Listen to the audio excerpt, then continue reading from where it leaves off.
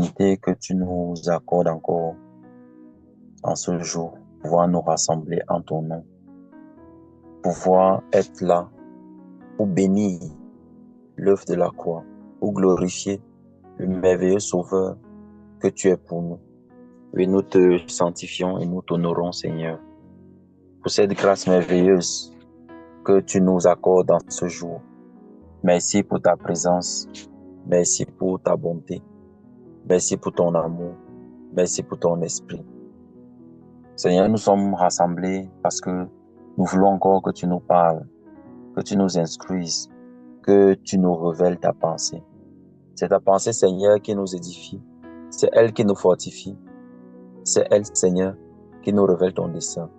C'est par elle que nous pouvons connaître les sentiers de la vérité, de la justice, les sentiers de la lumière. C'est par elle, Seigneur, que nous pouvons découvrir les choses merveilleuses que tu as pensées pour nous. C'est pour cela que nous te prions, Père, afin que tu nous parles encore, que tu te révèles par ton esprit, que tu nous donnes ta pensée et que tu nous donnes de comprendre ce que tu veux nous communiquer en ce soir, au nom de Jésus. Ouvre notre esprit, Seigneur, étends notre entendement et éclaire-nous, Papa. Enlève toutes les choses qui ne sont pas de toi en nous, afin que nous puissions recevoir la vérité. Que cette vérité soit en nous comme une semence éternelle et puissante qui va nous conduire et nous garder jusqu'à ton avènement. Aide-nous, Seigneur, à nous détacher des choses qui ne sont pas de toi. Et au-delà, Seigneur, des paroles ou des mots que je pourrais dire, je prie afin que, Seigneur, que toi, tu étendes l'entendement et la compréhension dans l'esprit de chacun, selon la grâce que tu as pourvue en ce soir, au nom puissant de Jésus-Christ. Nous te disons merci, ô Père. Nous te bénissons et nous te glorifions pour ton œuvre merveilleuse que tu ne cesses de faire chaque jour dans nos vies. Car ton amour est palpable, nous pouvons le ressentir, le toucher. Nous pouvons le vivre constamment en voyant les choses que tu fais pour nous et en voyant, Seigneur, comment tu nous conduis. Les choses que tu enlèves et que tu établis qui viennent de toi et celles qui ne sont pas de toi que tu détruis, afin que nous soyons à la statue parfaite de ton Fils Jésus bien-aimé. Nous te disons merci, ô Dieu. Le règne est pour toi au siècle sans fin. À toi soit toute notre reconnaissance, toi qui nous as écoutés et qui nous as exaucés. Au nom précieux de Jésus, nous avons prié. Amen. Bonjour à tous mes frères et sœurs, j'espère que vous allez bien. J'espère que vous avez passé une bonne journée par la grâce de Dieu. Alors je bénis le Seigneur qui nous donne l'opportunité, comme je l'ai dit, de nous rassembler encore en ce soir en son nom. Il y a beaucoup de rassemblements qui se font généralement, mais qui ne sont pas toujours faits au nom du Seigneur, qui se font difficilement au nom de Dieu. Et aujourd'hui, le Seigneur nous accorde la grâce de nous rassembler en son nom. Ce qui veut dire qu'on n'a pas notre objectif que de connaître sa pensée, d'avoir la révélation de Dieu, de lui ressembler, d'être transformé, changé. Il n'y a pas quelque chose de caché derrière, il n'y a pas peut-être une activité secrète, il n'y a pas un gain, il n'y a rien d'autre si ce n'est de partager la parole du Seigneur et de recevoir dans notre cœur la lumière et la vérité qui nous éclaire et qui nous délivre des puissances des ténèbres. Amen. C'est vraiment une chose merveilleuse que de connaître l'amour de Dieu qui surpasse toute chose. Et en ce jour encore, c'est de ça dont nous allons parler. Justement, en abordant la première partie de cet enseignement, dont le thème est l'esprit de prophétie et l'esprit de divination. Alors, certainement, s'il fallait être académique et suivre, comment je vais dire, suivre un tracé linéaire, ou du moins qui parlerait beaucoup plus à une forme d'organisation, on aurait plutôt peut-être mis le thème l'esprit de divination et l'esprit de prophétie. Et après, on mettrait partie 1 l'esprit de divination. Ça semblerait normal. Mais en fait, quand je reçois des choses, j'essaye de ne pas trop réfléchir comme les hommes le feraient. Et quand j'y pense maintenant, je me dis, bah tiens, je ne pouvais pas mettre l'esprit de prophétie avant l'esprit de... je ne peux pas mettre l'esprit de divination avant l'esprit de prophétie. Parce que je ne peux pas, dans une phrase, commencer par valoriser les choses des démons et mettre les choses du Seigneur en arrière-plan, comme en deuxième position. Par contre, si j'ai mis la première partie, esprit de divination, c'est parce que c'est pas tant ça sur laquelle on va se focaliser, parce que comme la fin d'une chose vaut mieux que son commencement, en terminant avec l'esprit de prophétie, ça nous permettra de garder le plus important pour nous. Car comme je le dis toujours, il faut faire la nuance entre le fait de parler des démons et de révéler ce que le Seigneur veut que nous connaissions par rapport à son esprit pour que nous discernions les choses des ténèbres. Donc, c'est pas vraiment la même approche. Lorsque quelqu'un commence à enseigner sur les démons, commence à enseigner sur leurs pratiques, commence à enseigner sur leur nom, cette personne devient dangereuse. Oui. Mais lorsque quelqu'un enseigne sur le Saint-Esprit, montre comment ce que Dieu fait, la capacité de la lumière que Dieu nous donne, nous permet de discerner les œuvres des ténèbres et nous permet de savoir que, ah bah tiens, si c'est pas ça, ça veut dire que c'est l'ennemi. Donc, c'est en fait cette approche-là que nous aurons dans cet enseignement. Donc, nous allons parler de l'esprit de prophétie et de l'esprit de divination. Quelles sont les différences? Comment les reconnaître? Comment savoir que là, c'est l'esprit de Dieu qui est en train de parler et là, c'est un esprit, n'est-ce pas, autre. Et pour cela, pour la première partie d'aujourd'hui, comme je le disais, on va parler de l'esprit de divination. Et donc, la seconde partie, on la fera par la grâce de Dieu dans 2 semaines pour pouvoir clôturer cet enseignement. Alors, on va donc pouvoir commencer. Gloire soit rendue au Seigneur Jésus-Christ. Vous savez, ce sont des choses qui sont devenues, ce sont des enseignements qui sont devenus rares. C'est devenu rare. Et c'est d'autant plus rare que quand bien même peut-être des personnes essayent parfois de parler de ça, ils reçoivent vraiment ça du Seigneur. Parfois, l'ennemi réussit à transformer ces enseignements en, comment je peux dire ça, en dénonciation en fait. C'est-à-dire en accusation. C'est pas ça l'objectif, vraiment. Ce n'est vraiment pas l'objectif, c'est vraiment de comprendre les différences. Et en comprenant ces différences, on va pouvoir discerner par l'Esprit de Dieu qui nous habite que ça, ce n'est pas bien et ça, c'est bien. Il ne s'agit pas ici de commencer à dire que tel fait ceci, tel fait cela. Vraiment, c'est contre les œuvres. Ce sont les œuvres des ténèbres que nous dénonçons. Ce ne sont pas les personnes. On ne parle pas des personnes ici. Donc, je voudrais vraiment qu'on se focalise sur ces œuvres-là. Et au fur et à mesure qu'on va parler de ça, je sais que le Seigneur va éclairer plusieurs. Donc, surtout que les cœurs ne tombent pas dans la haine, dans la méchanceté, dans des formes de vengeance, des choses comme ça. Mais que vraiment, on reste dans la pureté et dans la sainteté que le Seigneur veut pour nous. Donc, je préfère me mettre ces éléments au début maintenant parce que je n'aurai pas forcément le temps de revenir dessus par la suite. Vu que l'enseignement est un peu long, j'ai dû comprimer beaucoup de choses pour qu'on puisse comprendre l'essentiel. Je sais que le Saint-Esprit va guider les autres personnes. Ce serait prétentieux de se dire qu'on peut tout expliquer et vraiment quelle est la personne que le Saint-Esprit aurait. Donc, je crois que par ces éléments, le Saint-Esprit va amener des personnes à entrer en profondeur dans les choses qu'il voudrait bien leur révéler en ce qui concerne ce sujet pour l'étendre davantage, pour la compréhension, l'édification de son Église et qu'il l'aime plus que tout. Amen. Donc, on va donc aller dans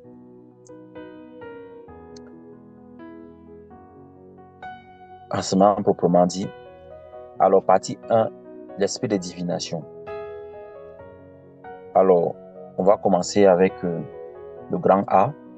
Au niveau du grand A, on va voir qu'est-ce que la divination en fait. C'est quoi la divination? Quand on parle de divination, ça renvoie à quoi?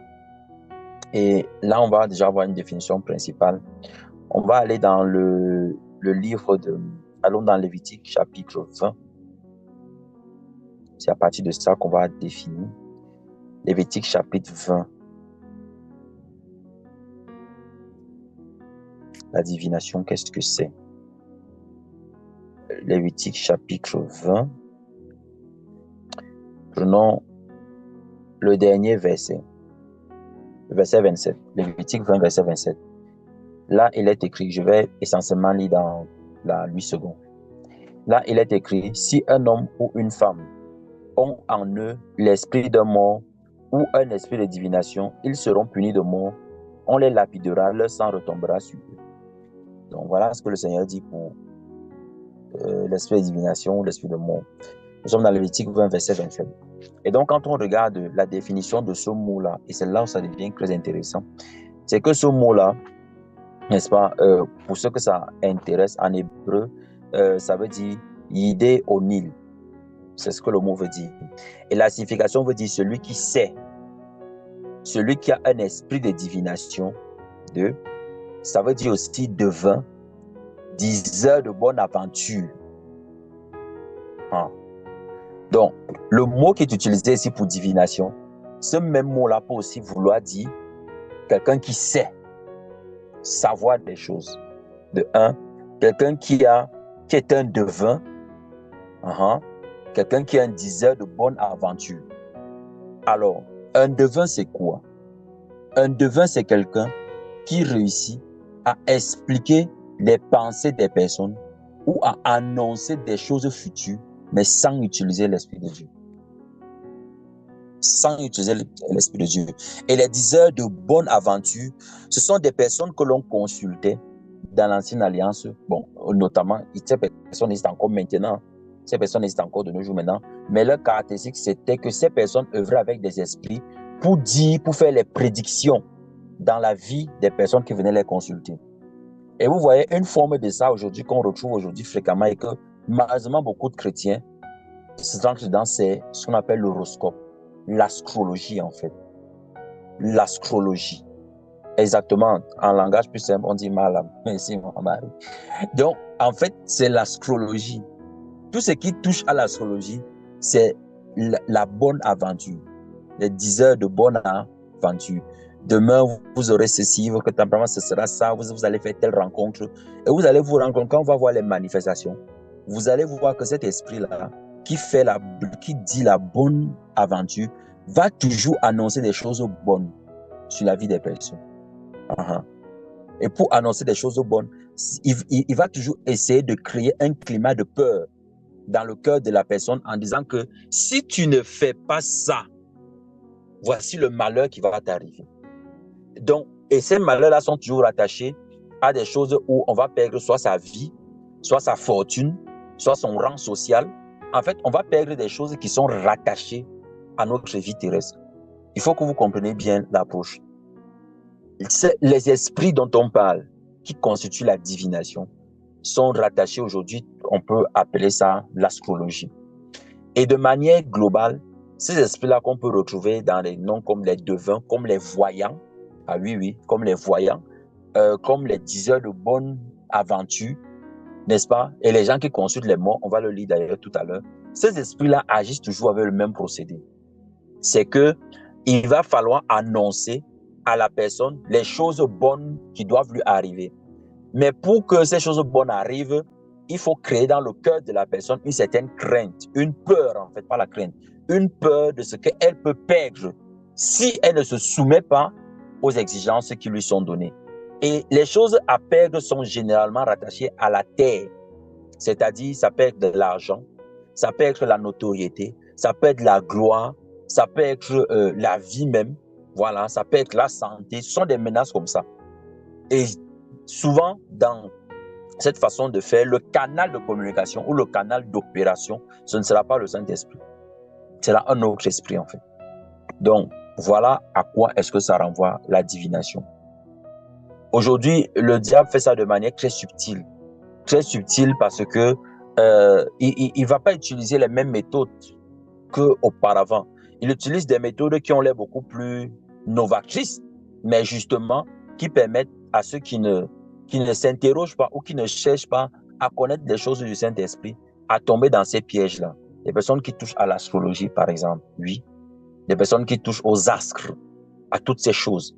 Ce sont les manifestations de ces esprits-là, en fait. Donc, c'est très, très, très, très, très, très subtil. C'est très subtil. Et vous allez voir que quand on va commencer à dérouler les manifestations, beaucoup d'enfants de Dieu sont déjà tombés dans ces choses-là. Oui, consultation prophétique. Beaucoup d'enfants de Dieu sont déjà tombés dans ces choses, sans se rendre compte que c'est un esprit de divination. Et ce que j'ai aussi découvert, et c'est ça qui m'a certainement le plus fait mal, c'est que un esprit de divination peut s'emparer d'un vrai serviteur de Dieu.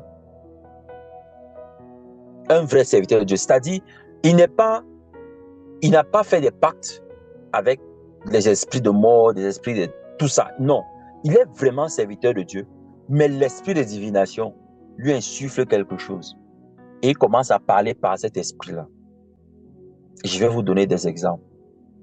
Avant même peut-être que je n'oublie, parce que c'est un point que le Seigneur est en train de me rappeler là maintenant. Regardez un peu. Si par exemple, quelqu'un reçoit une parole une parole de connaissance authentique, c'est-à-dire le Saint-Esprit donne la parole de connaissance, dit peut-être que bon, pendant qu'on priait, le Seigneur donne peut-être une vision à la personne. Et la personne dans la vision se rend compte que peut-être il y a une ombre, je dis n'importe quoi, où il y a un manteau que l'on voit peut-être sur la vie de la personne, un manteau noir. Maintenant, le Seigneur montre quelqu'un qui est placé derrière en mettant ce manteau-là, mais il ne révèle pas le visage. Et il fait ça exprès. Parce que s'il révèle le visage, ça va créer en nous un sentiment de haine. Donc, l'Esprit de Dieu ne peut pas venir faire ça. Sauf que la personne qui reçoit la pensée reçoit bien la vision. Elle n'a pas vu le visage, mais en fait l'interprétation. En interprétant, en disant par exemple que la personne qui est placée là, ça vient du côté paternel, ça vient du côté maternel, ça vient peut-être de tel. J'ai vu un homme grand de taille.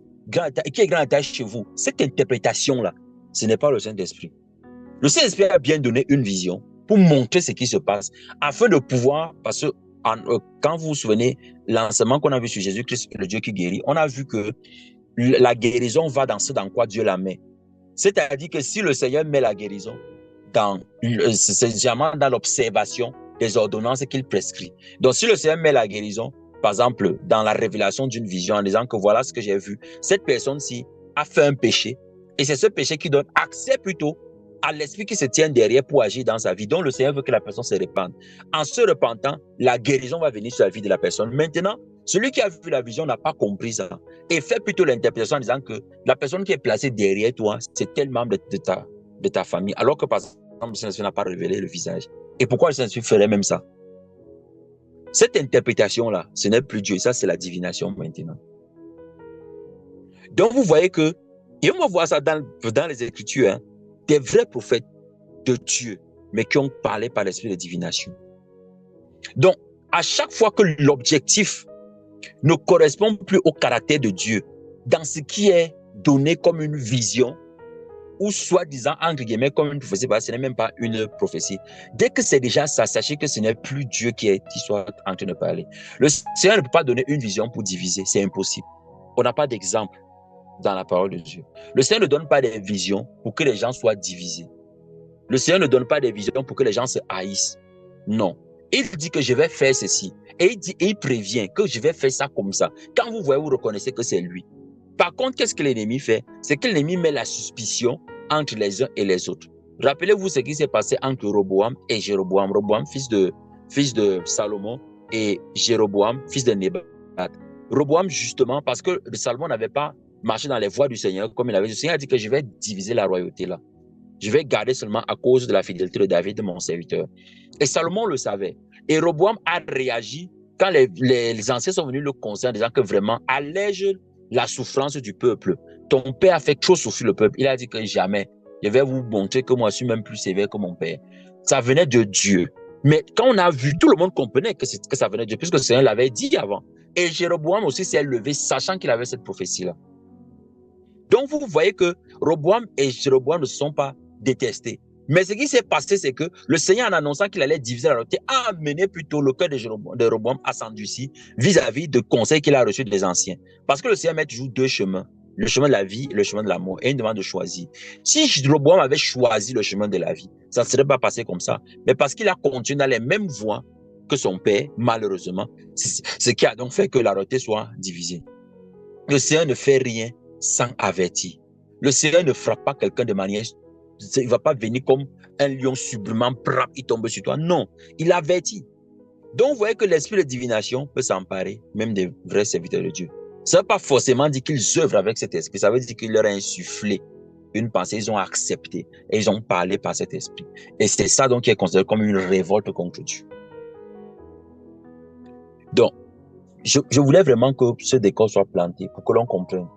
Et que nous aussi, dans notre cœur, qu'on se mette dans un état où on doit beaucoup prier pour des personnes pour les serviteurs de Dieu, pour toutes les personnes que tu utilises. Parce que cet esprit-là, il s'en fout du rang que tu as. Il s'en fout de ce que tu es, de ce que tu as déjà fait. C'est pas son problème, en fait.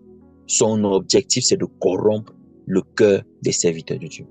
Et les vrais. Donc, il y a des personnes qui ont œuvré par l'esprit de divination sans s'en rendre compte. Et beaucoup le font encore maintenant, à l'heure que je vous parle ici. Pensant servir le véritable Dieu, mais œuvrent par l'esprit de divination. Donc, si le Saint-Esprit nous éclaire pas sur ces manifestations du Saint-Esprit, à contrario à celle de cet esprit-là, on ne peut pas discerner. On va rester là pensant que c'est Dieu. Oui. Je me suis rendu compte, en préparant cet enseignement, que moi-même, j'ai fait foi à l'esprit de divination. Je ne sais pas si vous vous en rendez compte. J'ai fait foi à ce que cet esprit-là disait. Parce que j'avais cru que c'était le Seigneur. Et on va voir ça. Amen. Donc, que le Seigneur nous aide, qu'il nous encourage vraiment, qu'il nous fortifie. Et qu'on puisse vraiment avoir beaucoup de douceur et beaucoup de miséricorde dans notre cœur. Pouvoir porter en prière toutes ces personnes-là au nom de Jésus-Christ. Amen. Donc, maintenant, je voudrais qu'on voit les définitions connexes. On va voir les définitions qui sont rattachées à ça. Donc, on va parler d'abord de devin. Allons dans Lévitique 19, verset 31. Donc, surtout quand vous voyez divination, ça renvoie le même mot, c'est aussi devin, il n'y a pas de souci, ce sont les mêmes genres. Allons dans Lévitique 19, 31. Lévitique 19, 31. Alors, Lévitique 19, 31, il a dit quoi? Je vais commencer par le verset 30.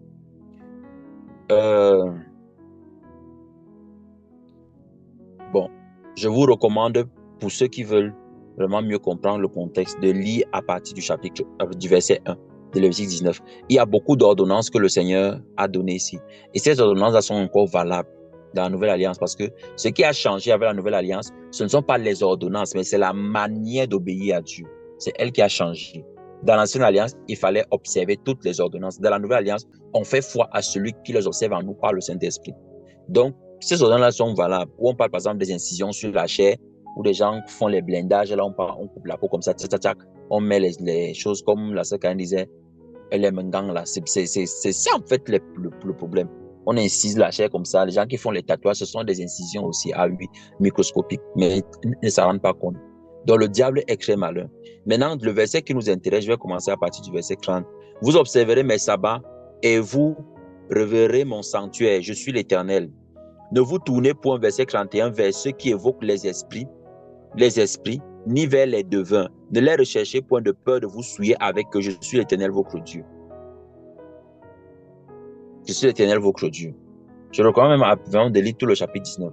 Suivez bien ce que le Seigneur dit. Ne vous tournez point vers ceux qui évoquent les esprits.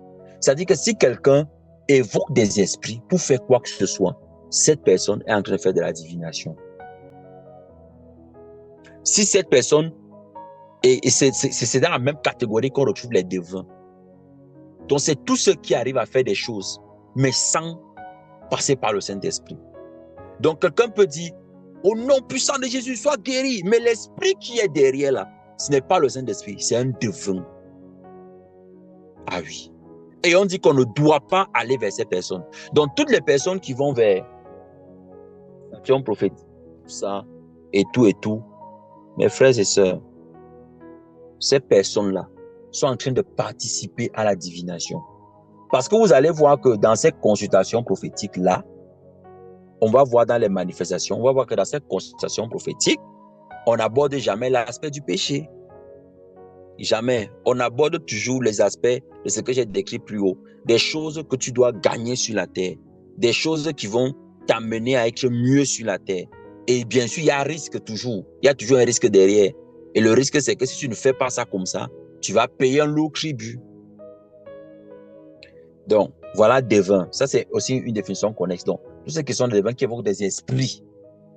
Des esprits, comme les gens disent que je me suis levé, il y a un esprit qui m'a montré que l'herbe qui est derrière la maison là, quand tu mélanges ça avec ça, voici ce que ça donne. Quel esprit a donné cette information? C'est ça qu'on doit chercher à comprendre. L'esprit qui est venu me dire là, c'est quel esprit?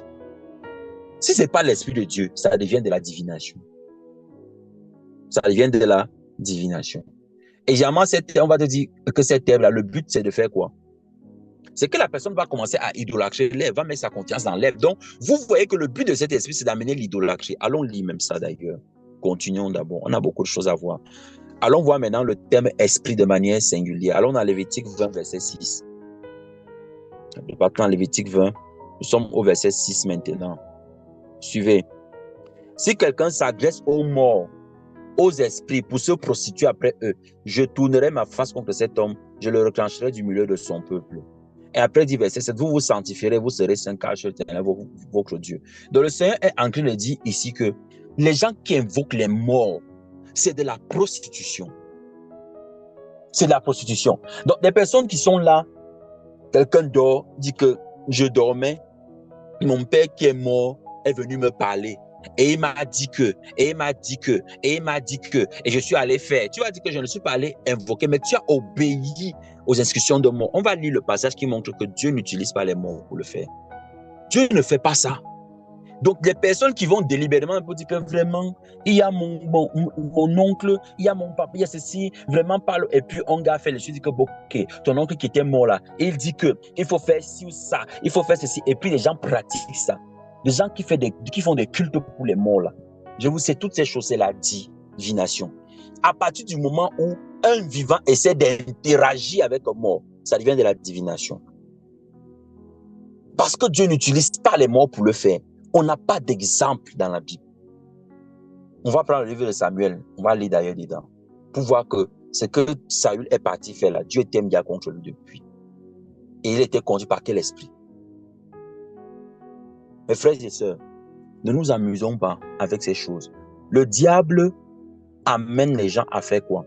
Il amène les gens à transgresser les ordonnances du Seigneur en les amenant à faire justement ce que Dieu demande de ne pas faire.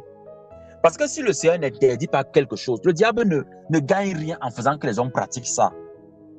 Il ne gagne rien. C'est pour cela qu'il va toujours regarder. Si vous regardez dans le livre de Lévitique, là, de Lévitique 18 là, jusqu'à 21, vous allez voir que les ordonnances que le Seigneur donne là, c'est même ça que les gens, contre lesquels les gens font les choses contre. Il dit, un homme ne couchera pas avec un homme. C'est même ça que les gens veulent faire maintenant. On dit que on ne se lèvera point devant les cheveux blancs. Ça dit que s'il y a personne âgée, le jeune homme ne doit pas se lever devant les cheveux blancs. C'est ce que le Seigneur dit. Hein. Mais on voit qu'aujourd'hui, là, ce n'est pas le cas. Il dit mon onction, il est qui, tout ça. Donc, on voit que le diable amène les hommes à faire exactement l'opposé de ce que Dieu demande de ne pas faire. Donc, s'agresser aux morts, c'est de la divination. C'est même de la prostitution, en fait. Continuons encore de lire. Aux morts et aux esprits. Maintenant, allons dans la bonne aventure. Les gens qui veulent toujours savoir de quoi sera fait le lendemain. Oh, demain, ce sera comment? Est-ce que j'aurai la chance? Est-ce que je vais monter? Je vais rencontrer qui? Mon amoureux, il sera comment? Et les choses que les gens vont sur les réseaux sociaux, là, il y a de nouvelles applications où il y a les cartoon you, là, où ça te filme, ça sort une image cartoonée, c'est-à-dire comme un dessin animé de la personne. Est-ce que vous savez que c'est de la divination?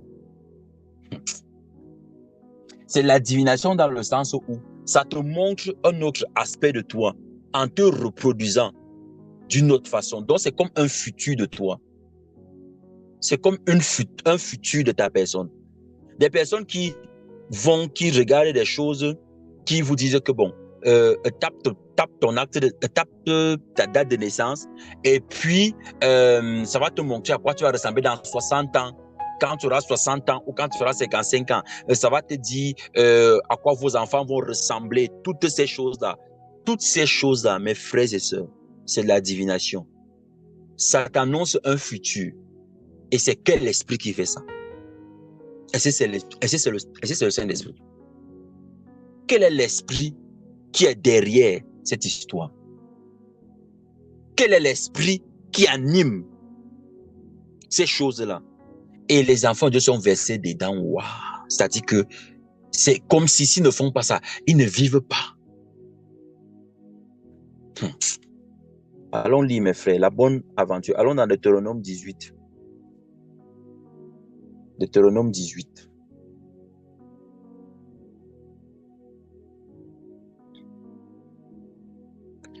On va aller du verset 10 au verset 11. Qu'on ne trouve chez toi personne qui fasse passer son fils ou sa fille par le feu, personne qui exerce le métier de devin, d'astrologue, d'astrologue, d'augure, l'augure, des gens dont maintenant, parce que l'augure maintenant c'est l'opposé de la bonne aventure. Mais c'est toujours des esprits malsains. L'augure, maintenant, c'est toutes les personnes qui sont seulement là pour annoncer le malheur. Toi, moi, j'ai vu, quand je regardais, j'ai vu une tombe. Voilà les prophéties aujourd'hui qu'on dit que ce sont les prophéties de l'Église, hein, que c'est l'Esprit de Dieu qui donne. J'ai vu une tombe. Il était écrit sur la tombe là, J. C'est moi. On n'a même pas encore fini de dire, hein. C'est moi. Mais on dit que voilà, c'est toi. Tu sais comment? Oui, mon nom c'est Janine. Ah bon, oui, c'est ça. Ok, regarde. On annule au nom puissant de Jésus. J'efface le nom là. Amen, alléluia. Mon ayant toujours quelque chose. Ça, c'est l'augure. C'est d'ailleurs pour cela qu'on parle d'oiseaux de mauvaise augure. Des personnes qui n'annoncent jamais les bonnes choses. Des personnes qui annoncent toujours des choses qui vont garder les gens dans la peur. C'est-à-dire que dans l'anxiété, dans la peur de leur vie, hein. Oh, je vais perdre ceci. Oh, je vais perdre ça. Oh, je vais faire comme ça. Oh, si ça fait je vais faire ça. Oh, ça fait comme ça. Vraiment, attention. On m'a dit que je ne dois pas porter telle chaussure. Si je porte la chaussure, un malheur va m'arriver. Un malheur va t'arriver parce que tu vas porter une chaussure. La crainte se trouve dans où? Dans le fait de désobéir à l'esprit ou dans le fait de préserver sa vie pour que l'accident n'arrive pas. L'augure, comme ces esprits-là, ne pointent pas la chose sur Dieu. Ça pointe la chose sur ce qui nous fait craindre pour notre vie. Voilà, donc on érige Dieu comme un gars qui est là. C'est un gars menaçant. Pardon. Et il est là seulement pour faire des menaces contre nous. Voici l'augure. Des personnes que à chaque fois que tu allais, soi-disant, dans l'assemblée, on a toujours vu les mauvaises choses sur toi. Ah, c'est toi, on a dit qu'on voit maintenant un esprit de mort derrière toi. On a fini de prier. Le mois qui suit, on voit maintenant que c'est déjà un esprit d'homosexualité qui est derrière toi. On finit de prier. Ensuite, ce n'est plus ça. C'est déjà maintenant un esprit de chômage. Donc, c'est toujours les choses mauvaises. Pardon. Voici l'augure. Continuons de lire. De magicien. La magie, c'est tout ce que des gens font pour épater les gens. Essayez de lire dans Actes chapitre 8 avec Simon le magicien. Tout ce que des gens font, les manœuvres, les astuces pour émerveiller, époustoufler les gens. Et il y a des enfants de Dieu qui vont à des représentations de magiciens. Ils s'arrêtent, ils regardent les vidéos. Waouh, c'est quel tour de magie ça? Waouh, c'est vraiment impressionnant. Toutes ces choses-là, vous allez dire que il y a la magie blanche, la magie noire, mes frères et sœurs. Permettez-moi l'expression, hein, s'il vous plaît, permettez-moi vraiment, pour qu'on se comprenne bien. Est-ce que si quelqu'un marche, piétine un caca noir ou un caca blanc, ça va faire la différence? Donc, si je me déplace et que je piétine de la merde d'une couleur quelconque, est-ce que c'est la couleur qui importe? C'est la constitution de ce que j'ai piétiné. Donc, en fait, vous voyez ce que l'ennemi fait? Il dit non, il y a la magie noire, c'est pour les Africains, c'est eux qui se tuent entre eux. Et puis il y a la magie blanche, là-bas, il n'y a pas de souci. Mes frères, qu'on ne trouve pas de magicien, il n'a pas précisé ici, hein, que les bons magiciens ou les mauvais, il a dit les magiciens. Maintenant, suivez. Il dit qu'on ne trouve chez toi, verset 11, d'enchanteurs. Donc, des personnes, les enchanteurs, c'est qui? Ce sont les personnes qui, à partir des paroles ou à partir de certaines musiques, arrivent à captiver soit des animaux, soit alors des personnes même, pour leur faire des choses indépendamment de leur volonté. Un peu comme ce qu'on appelle dans notre temps les hypnotiseurs. Donc, quelqu'un qui fait le pendule comme ça, il dit, oh, quand je vais dire croix, tu vas t'endormir. Ce sont des enchanteurs. Le Seigneur interdit ça. Tout ça, c'est de la divination. Ensuite, il dit, personne qui consulte ceux qui évoquent les esprits ou qui disent la bonne aventure. Personne qui interroge les morts. Donc, quelqu'un va te dire que je vais aller interroger un mort, il va nous donner la réponse. C'est quoi comme ça? Tout ça, là, c'est la divination. Verset 12, car quiconque fait ces choses est en abomination à l'Éternel. Et c'est à cause de ces abominations que ton Dieu va chasser ces nations devant toi. Donc, les nations vers lesquelles le Seigneur a envoyé son peuple, c'est-à-dire que les Cananéens, les Héviens, les Jébusiens et tout ça, c'est à cause de ces choses que Dieu a dit que vous allez me tuer tous les gars-ci. Je ne veux plus les voir. Parce qu'ils pratiquaient ça. Et regardez donc maintenant que dans notre siècle-ci, c'est ce que les enfants de Dieu pratiquent. Mais maintenant, et traduisent les Jébusiens comment? Comme j'étais allé quelque part prier, et la personne qui connaissait la prière disait que les Jébusiens, c'est ceux qui roulent dans ta voiture, qui sont dans ton foyer, dans le mariage que tu aurais dû avoir, c'est eux les Jébusiens. Est-ce que vous voyez comment Satan est méchant?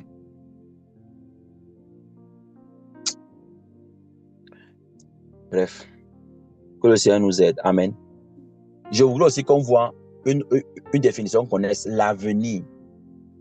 Les gens qui aiment aller dans les prières où on va te dire ce que tu vas devenir demain. Je vois un travail. Mes frères, c'est de la divination. Et je vais vous expliquer. C'est pas que Dieu ne donne pas le travail, mais c'est que quand on va voir l'esprit de prophétie, vous allez mieux comprendre. L'esprit de prophétie, là, c'est le témoignage de Jésus-Christ. C'est-à-dire que le Seigneur ne peut pas te dire qu'il va te donner le travail sans expliquer ce que tu feras dans ce travail pour sa gloire, pour son œuvre, pour que le royaume des cieux s'étende. Il ne peut pas. S'il fait ça, c'est de la divination. Et qu'est-ce qui se passe aujourd'hui dans nos assemblées? C'est quand quelqu'un arrive, je vois le Seigneur va te restaurer, il va te donner ceci. Et on crie seulement alléluia, mais il va te donner ça pour quel objectif? On doit demander que c'est pourquoi. Et on voit que c'est ce que tous ceux qui recevaient des messages de Dieu demandaient à Dieu, Seigneur, je vais faire comment? Quand tu dis comment je vais reconnaître que c'est toi? Ils demandaient des précisions. Mais aujourd'hui, là, dès que la chose a l'air bonne pour nous, on ne demande pas de précisions. Donc, des personnes qui ont dit ces choses-là, de cette manière, généralement, c'était des esprits de divination. Ah oui. Le Seigneur, quand il donne la possibilité, il explique. Il dit, voici ce que je vais donner là. Ça va te permettre de faire ça. Ça te montre derrière les opportunités. Et ces opportunités-là, ces choses-là seront pour le royaume de Dieu. Ce sera pour l'avancement de la parole. Ce sera pour que le règne de Dieu soit manifeste. Ce sera pour sauver, par exemple, une vie. Ce sera pour. C'est pas pour ton bien-être. C'est pas pour que tu t'épanouisses, le ventre grossisse, tu manges bien et tout ça. Ce n'est pas pour ça. On n'a pas besoin de se laisser pour ce genre de choses. On va dire que le Seigneur dit, je vous donnerai du repos, je donnerai ceci. Oui, je donnerai du repos après quoi? Quand vous aurez observé mes ordonnances, quand vous pratiquerez mes lois, quand vous ferez ce que je vous demande de faire, alors je vous donnerai du repos. Parce que toutes ces choses-là, comme la sœur le dit, les païens peuvent avoir ça sans le Saint-Esprit. Donc, pour que ce soit Dieu, il faut qu'il y ait une précision. Ça doit être le témoignage de Jésus. Bon, comme ce n'est pas le sujet, je ne vais pas beaucoup m'étendre dessus. Allons lire l'avenir. Allons dans 1 Samuel 29. 1 Samuel 28, pardon. On va lire le verset 3 et le verset 9. C'est ça qui s'est passé. Ici, c'est Saül qui allait consulter. 1 Samuel 29. Lisons le verset 3. Pardon, 1 Samuel 28, pardon. Verset 3. Samuel était mort, tout Israël avait pleuré, et on l'avait enterré à Rama dans sa ville. Saül avait ôté du pays ce qui évoquait les morts et ce qui prédisait l'avenir. Donc, du temps où Samuel était là, Saül avait ôté toutes ces personnes parce qu'il savait que c'était mauvais. Il connaissait cette loi-là. Samuel leur avait enseigné ça. Maintenant, regardez dans le verset 9. Après que Samuel soit mort et que Dieu ne parla plus à Saül. Donc, les personnes qui invoquent les morts, c'est des personnes à qui Dieu ne parle pas. Maintenant, dans le verset 8, on dit, alors Saül se déguisa et prit, je vais commencer à partir du verset 7. Et Saül dit à ses serviteurs, cherchez-moi une femme qui évoque les morts. Et je vais la consulter. Ses serviteurs lui disent, voici à Endor, il y a une femme qui évoque les morts. Alors Saül se déguisa et prit d'autres vêtements. Pourquoi? Parce qu'il ne fallait pas qu'il soit reconnu en tant que celui qui avait chassé ces personnes-là. Donc maintenant, il prend le manteau du diable. Il partit avec 2 hommes. Ils arrivaient de nuit, toujours les affaires de la nuit, chez la femme. Saül lui dit, prédis-moi l'avenir en évoquant un mort et fais-moi monter celui que je te dirai. La femme lui répondit, voici, tu sais ce que Saül a fait, comment il a retranché du pays, ce qui évoque les morts et ce qui prédisent l'avenir. Pourquoi donc tends-tu un piège à ma vie pour me faire mourir? Saül jura par l'Éternel en disant, l'Éternel vivant, tu ne t'avoueras pour le mal. Donc il a pris le nom de Dieu pour pouvoir invoquer un mort. C'est ça que cette parole est en train de nous enseigner. Et c'est ce qu'on voit encore aujourd'hui. Des gens utilisent le nom de Dieu, utilisent la Bible, mais pour parler avec d'autres esprits. Pas pour communiquer avec le Saint-Esprit, pas pour laisser la vie de Dieu se manifester. J'ai échangé avec le frère Renaud, je lui disais que regarde un peu, tu peux passer toute une nuit de prière et puis le Seigneur te donne une seule parole de connaissance. En une nuit de prière, je vous dis la vérité, tu finis une nuit de prière, tu donnes une seule parole. Quand quelqu'un qui ne veut pas œuvrer avec le Saint-Esprit va voir ça, il dit que je passe une nuit de prière, 6 heures à prier pour recevoir une seule parole. Et parfois, c'est même une seule phrase dedans. Hein. Tu n'as qu'une seule phrase. Maintenant, à côté, on te dit, récite telle formule, telle formule, telle formule, et tu vas pouvoir voir la vie de toutes les personnes qui vont venir. Mais qu'est-ce qui est le plus facile pour les hommes? C'est d'aller réciter les formules-là. Toutes ces personnes qui font ces choses, je vous assure, il y a des formules qui sont rattachées derrière. Des formules. C'est triste, hein? Donc, voici l'avenir. Voici ce que les enfants de Dieu veulent. Qu'est-ce qui va m'arriver demain? Vraiment, homme de Dieu, je ne sais pas, j'ai une situation là qui me dérange. Je voudrais savoir quel sera le but de la situation. Ça va se terminer comment? Toutes ces choses-là, ce n'est pas l'esprit de Dieu, c'est la divination.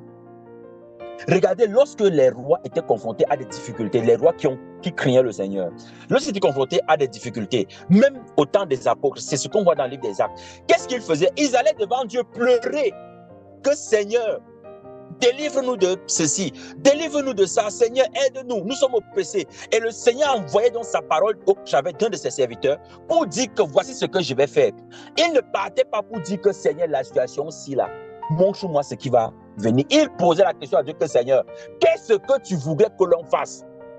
Vous voyez la nuance?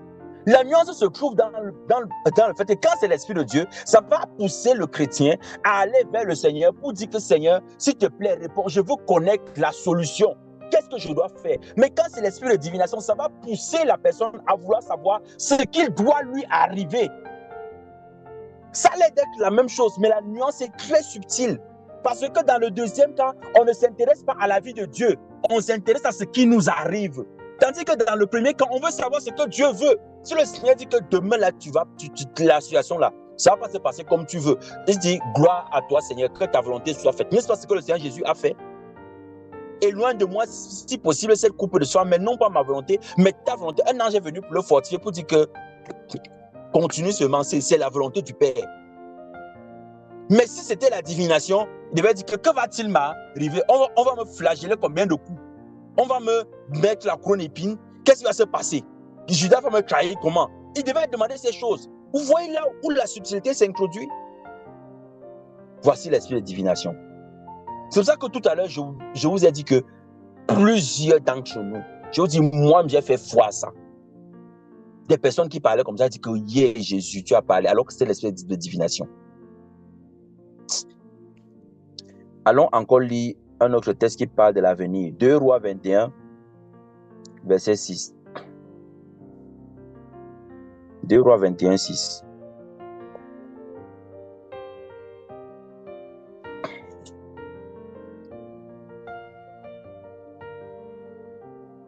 Alors, on parle de Manassé, hein. C'est un gars désordonné. Suivez, il fit passer son fils par le feu. Il observait les nuages. Il observait quoi? Les nuages. Les nuages, mes frères. Les nuages. Les frères qui regardent les nuages, là, les mouvements des étoiles. Oh, le vent a soufflé comme ça. Quand vous voyez que c'est rouge comme ça, là-bas, ça veut dire qu'il va se passer ceci. Les nuages. Les serpents. Il observait les serpents. Et regardez bien ce passage-ci dans 2 Rois 21, 6, parce que c'est à partir de ce passage qu'on va faire le lien maintenant avec Actes chapitre 16, avec la femme qui avait l'esprit des pitons. Les serpents, il observait les serpents. Et observer les serpents, c'était bien sûr le mouvement physique des serpents. Comment les serpents font. Quand le serpent passe comme ça, il refait comme ça, c'est qu'un malheur va m'arriver. Les gens qui font ça, c'est de la divination. Ah oui. Les gens qui sont là, que quelqu'un sort, il cogne le pied droit au sol. Quand on cogne le pied droit au sol, ça veut dire que quelque chose de bien va m'arriver. Hein. C'est de la divination. Quand quelqu'un parle, il se mord la langue. Oui, je me suis mordu la langue parce que les gens parlent mal de moi. C'est de la divination. C'est de la divination. Parce que ces prédictions ne viennent pas du Saint-Esprit. Ce sont des choses qu'on observe dans la vie et on prend ça comme conclusion pour dire que voici ce qui se passe. Quand quelqu'un fait ça, ça devient de la divination. À un moment, la seule question logique qu'on puisse se poser, c'est que qui peut donc être sauvé? C'est là qu'on comprend bien ce que Éphésiens dit, que vous êtes sauvés par grâce au moyen de la foi. Quand le feu fait comme ça, là, quelqu'un va tomber enceinte. Quand on voit la grenouille, c'est que quelqu'un va tomber. C'est de la divination. Dieu n'a pas besoin d'envoyer une grenouille pour dire, vraiment. Dieu n'a pas besoin d'envoyer une grenouille pour dire que il y a quelqu'un qui va tomber enceinte. Mes frères, la grenouille. Quand c'est l'hibou, c'est la mort. Si ça chante 2 fois, c'est que c'est ça. Toutes ces choses-là, qui a enseigné ça? La divination. La divination. Allons maintenant dans les manifestations. Nous sommes maintenant dans le grand B. Dans le grand A, on a parlé de qu'est-ce que la divination. Au niveau du petit 1, on a vu la définition principale. Le petit 2, on a vu la définition connexe. Maintenant, et dans la définition connexe, on a vu les devins, on a vu les esprits, on a vu les diseurs de bonne aventure, dans lesquels on retrouve aussi les enchanteurs, l'augure, les magiciens, toutes ces choses-là. Et maintenant, on a parlé aussi de l'avenir, des gens qui prédisent l'avenir. Donc, tous ces mots que je vous ai donnés là, devin, esprit, bonne aventure, avenir, tous ces mots-là se traduisent aussi par le même mot, divination. Maintenant, allons-y dans les manifestations maintenant. Comment est-ce que on peut reconnaître que ça, c'est l'esprit de divination? Parce que toutes ces choses que je viens de vous dire sont des exemples. Mais par l'exemple, on ne peut pas forcément reconnaître la manifestation. Parce que si on change d'exemple, c'est comme des personnes, quand je faisais la fac, il y avait des gens qu'on appelait les faxeurs. C'est-à-dire que quand tu donnes l'épreuve, le gars mémorise l'épreuve avec les réponses. Donc, quand il revoit une épreuve qui ressemble à ça, il plaque les réponses une fois. Or, ce que les professeurs donc faisaient pour clouer ce genre de personnes, c'est qu'ils changent quelques éléments dans l'épreuve. Et comme l'épreuve, de manière globale, ressemble à ce que le faxeur a dans sa tête, le gars reproduit et il est là 0. Donc, c'est pareil aussi. Si on ne tient compte que des exemples, on va reproduire les exemples. Et quand des exemples, quand des choses qui ne ressemblent pas tout à fait à ça vont venir, on ne va pas pouvoir reconnaître. Mais si on s'attarde sur ce qui engendre l'exemple même, l'élément constitutif de l'exemple, on va pouvoir discerner, quelle que soit la forme que l'exemple prendra. Amen. OK. Donc, les manifestations, j'ai pu vous répertorier quelques 5 manifestations de ces esprits-là. La première des choses, c'est d'amener les vivants à interagir avec les morts. Quand vous voyez quelque chose, il dit que oh, ainsi parle le Seigneur, c'est monté, c'est descendu, et que l'objectif c'est de te mettre en contact, la personne avec des morts, c'est l'esprit de divination. Allons lire ça. Nous sommes dans le livre de Ésaïe, chapitre 8, le verset 19. Ésaïe 8, 19.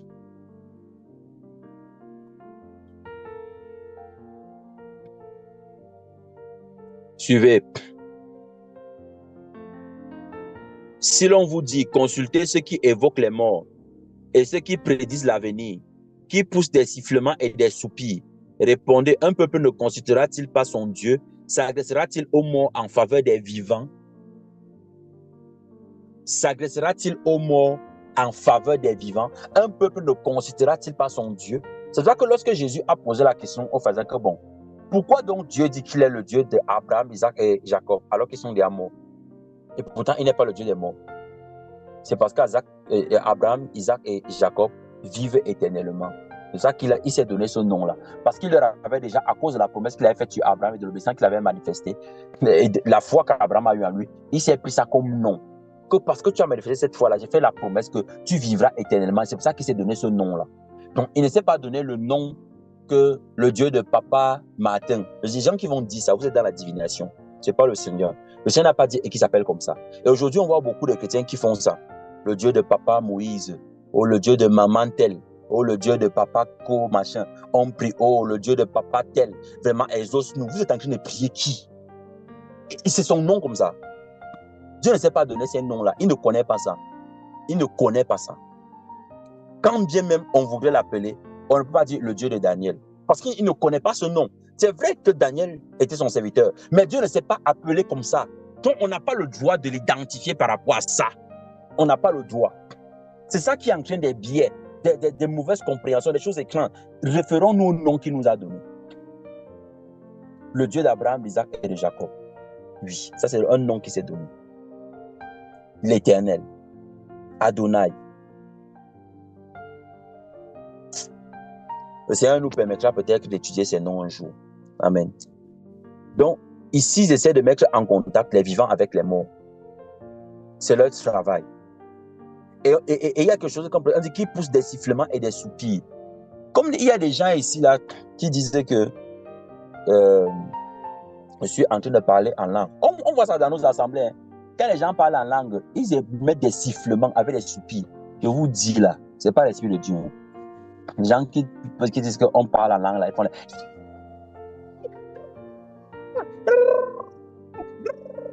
C'est quel esprit qui est derrière? C'est quel esprit? Imaginons-nous un peu, parce que quand on parle des langues là, on va parler des dons spirituels bientôt. J'espère par la grâce de Dieu que ce sera peut-être pas le mois prochain, mais le mois d'après. Quand on va voir le parler en langue, on voit bien que c'est parler. Comme je suis en train de vous dire là, si je me mets à émettre des sons, qu'est-ce que vous comprenez dedans? Qu'est-ce que vous comprenez dedans? C'est un langage spirituel, on parle vraiment. Ce sont des mots qui sont formulés, ce ne sont pas des cris. Est-ce que Dieu est un singe?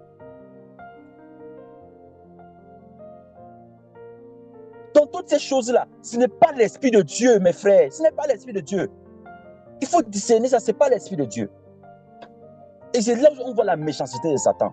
Il prend toutes les choses du Seigneur et il déforme ça d'une manière à peine perceptible. Qu'est-ce qu'il y a que les gens sont en train de crier? C'est quel genre de prière ça? Si tu passes par la route, tu vas te demander si c'est un zoo, qui est là-bas, ou si c'est vraiment des hommes qui sont en train d'adresser des prières à Dieu. Ya, yo, et les cris d'ours, des lions, de panthères. C'est quels esprits qui les conduisent? Et les gens disent qu'on a prié en langue, mais ils sortent. La preuve qu'ils n'ont pas prié en langue, c'est qu'ils ne savent pas les choses spirituelles. Et ils sortent, ce sont les mêmes gens. Ils connaissent des choses pires encore que celles qui viennent même avant. Ils ont dit que le culte était magnifique. Vraiment, Dieu s'est manifesté. Mes frères, regardez comment c'est malheureux. Regardez ces choses qu'on peut voir aujourd'hui.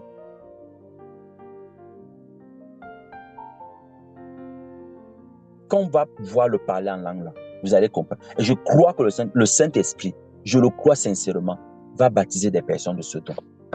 Je le crois sincèrement. Continuons.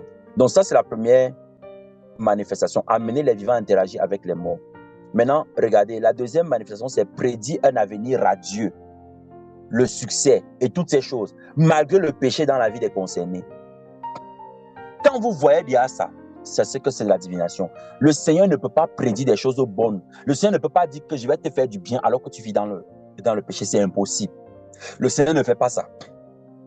Et il ne dit pas de sa bouche que je vais faire du bien à un pécheur. Jamais de la vie. Le Seigneur dit qu'il fait tomber sa pluie sur les bons comme sur les méchants. Donc quand les méchants reçoivent, le Seigneur ne vient pas leur dire que je vais faire tomber ma pluie sur toi. Il ne vient pas leur dire ça. Ils reçoivent aussi comme ça. Et cette pluie-là est un jugement contre cette personne. Quand tu reçois des choses bonnes, alors que tu vis dans le péché, c'est un jugement. Ce n'est pas l'exaucement. Et aujourd'hui, on voit ça. Quelqu'un vient, quelqu'un sait bien qu'elle vit avec le mari d'autrui, dans la même assemblée. C'est-à-dire que le mari est là, sa femme est dans la même assemblée, et c'est elle qui chante. Et elle dit que je reçois les paroles du Seigneur. C'est un jugement. Et les gens savent ça, ils sont tranquilles. Ils disent que c'est la femme-là qui n'a pas su protéger son mari. Regardez les conclusions des soi-disant chrétiens. Écoutez les paroles pareilles. Allons lire 1 Roi au chapitre 22. Vous allez voir quelque chose. L'esprit ne va jamais venir te dire que le péché, c'est abandonne ça. Et si même il pointe le péché, genre, il va pointer moyen quelque chose peut-être pour une contrepartie. Peut-être pour que tu entres dans l'assemblée, peut-être pour que tu entres dans un groupe de l'église, dans un groupe de l'assemblée, peut-être pour que tu sois la protégée. En fait, il y a une contrepartie. Il ne va pas te dire d'abandonner le péché et passer dessus. Pour que tu craignes Dieu. Non, ce sera toujours pour gagner quelque chose derrière. Allons dans 1 Roi 22. Oh Jésus, aide ton peuple. 1 Roi 22, à partir du verset 1. Alors, bon, je ne vais pas lire à partir du verset 1. Je vais lire à partir du verset 5. Puis Josaphat dit au roi d'Israël, consulte maintenant, je te prie la parole de l'Éternel. Et le roi d'Israël assembla les prophètes au nombre d'environ 400. Et il leur dit, irai-je attaquer Ramoth en Galade, ou dois-je y renoncer? Et il répondit, monte, et le Seigneur la livrera entre les mains du roi. Vous voyez que c'est la même chose qui revient. On dit le nom du Seigneur, mais pour dire les pensées de leur cœur. Alors, on a appelé Michée par la suite.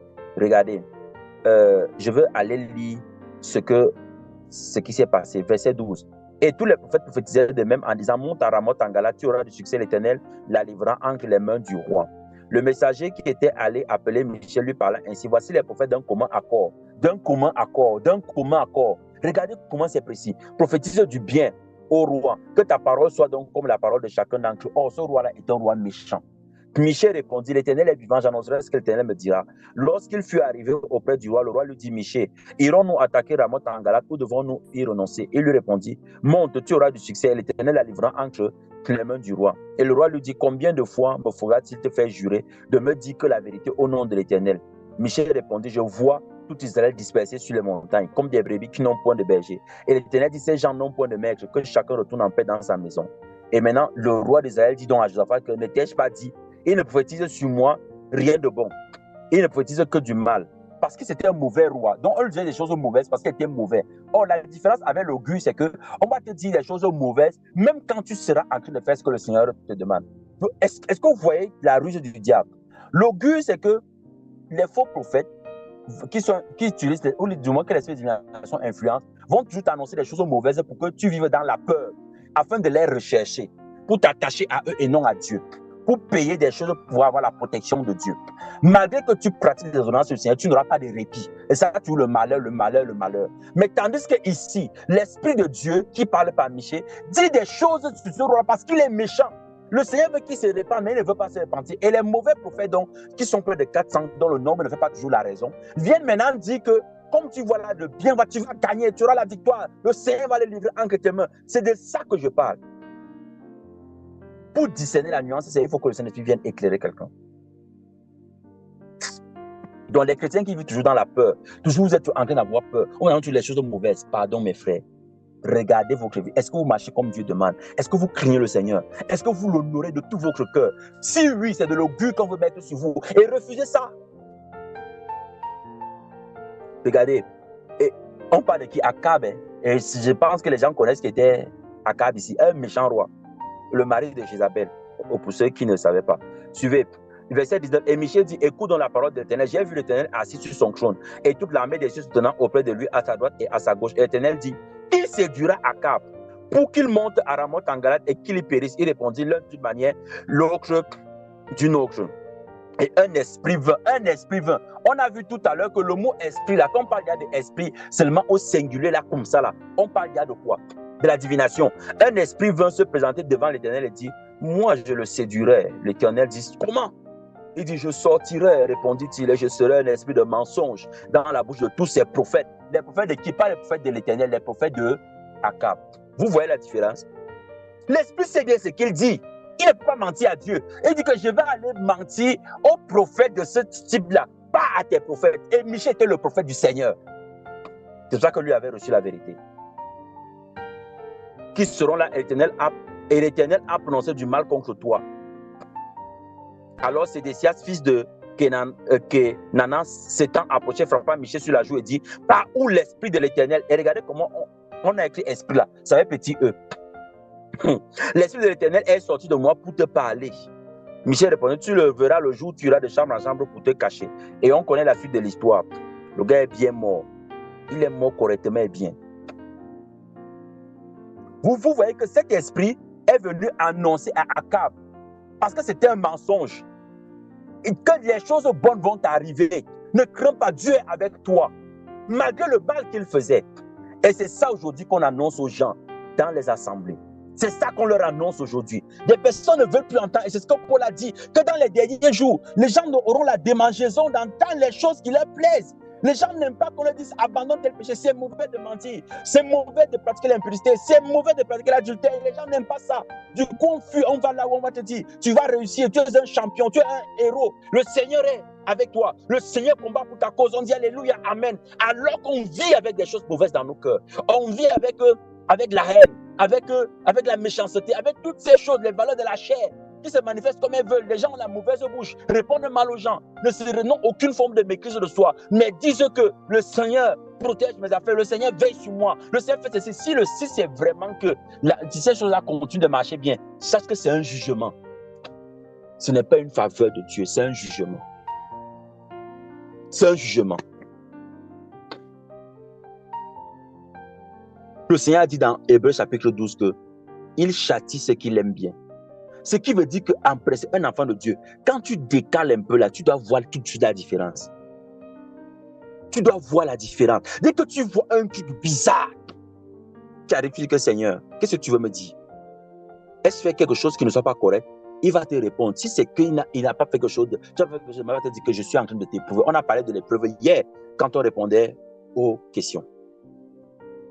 Mes frères et sœurs, pourquoi donc aujourd'hui, dans la soi-disant église du Seigneur Jésus-Christ, on accepte de pareilles choses?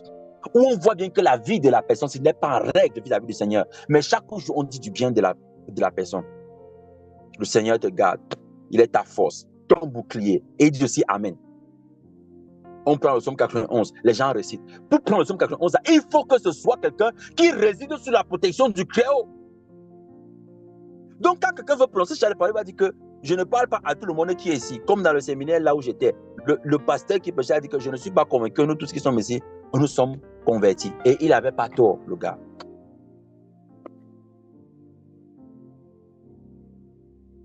Il n'avait pas tort. Tu dis que le Seigneur te garde, qu'il te préserve au nom puissant de Jésus pour tous ceux qui marchent dans ses voies. Il faut maintenant toujours ajouter ça derrière. Comme ça, ceux qui ne marchent pas dans ses voies, ils vont connaître quel esprit sont en train de suivre. La divination. Continuons encore. Allons maintenant dans le livre de Jérémie au chapitre 28. On va lire du verset 1 au verset 17, donc tout le chapitre. C'est pour qu'on puisse mieux comprendre. Jérémie 28. Jérémie 28.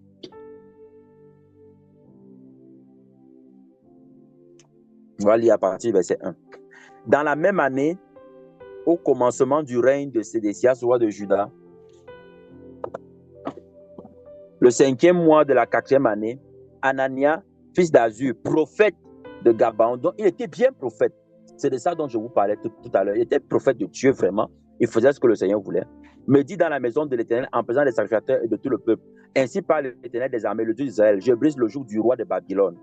Encore 2 années, et je fais revenir dans ce lieu tous les ustensiles de la maison de l'Éternel, que Nebuchadnezzar, roi de Babylone, a enlevé de ce lieu et qu'il a emporté à Babylone. Et je ferai revenir dans ce lieu, dit l'Éternel, Jéconia, fils de Joachim, roi de Juda, et tous les captifs de Juda qui sont allés à Babylone, car je briserai le joug du roi de Babylone. Ces paroles ont l'air de venir de Dieu. Suivez le verset 5. Jérémie le prophète répondit à Anania le prophète, en présence des sacrificateurs de tout le peuple qui se tenait dans la maison de l'Éternel. Jérémie le prophète dit Amen. Suivez bien. Parce que Jérémie, à ce moment, croit que c'est l'Éternel qui parle. Et il dit que d'accord, Amen, il n'y a pas de souci. Que l'Éternel fasse ainsi. Que l'Éternel accomplisse les paroles que tu as prophétisées et qu'il fasse revenir de Babylone ensuite les ustensiles de la maison de l'Éternel et tous les captifs. Puisque ces paroles n'ont rien de méchant. C'est pour le bien du peuple. Et Jérémie, aimant le peuple, aimant le Seigneur, ne peut être réussi d'entendre des paroles pareilles.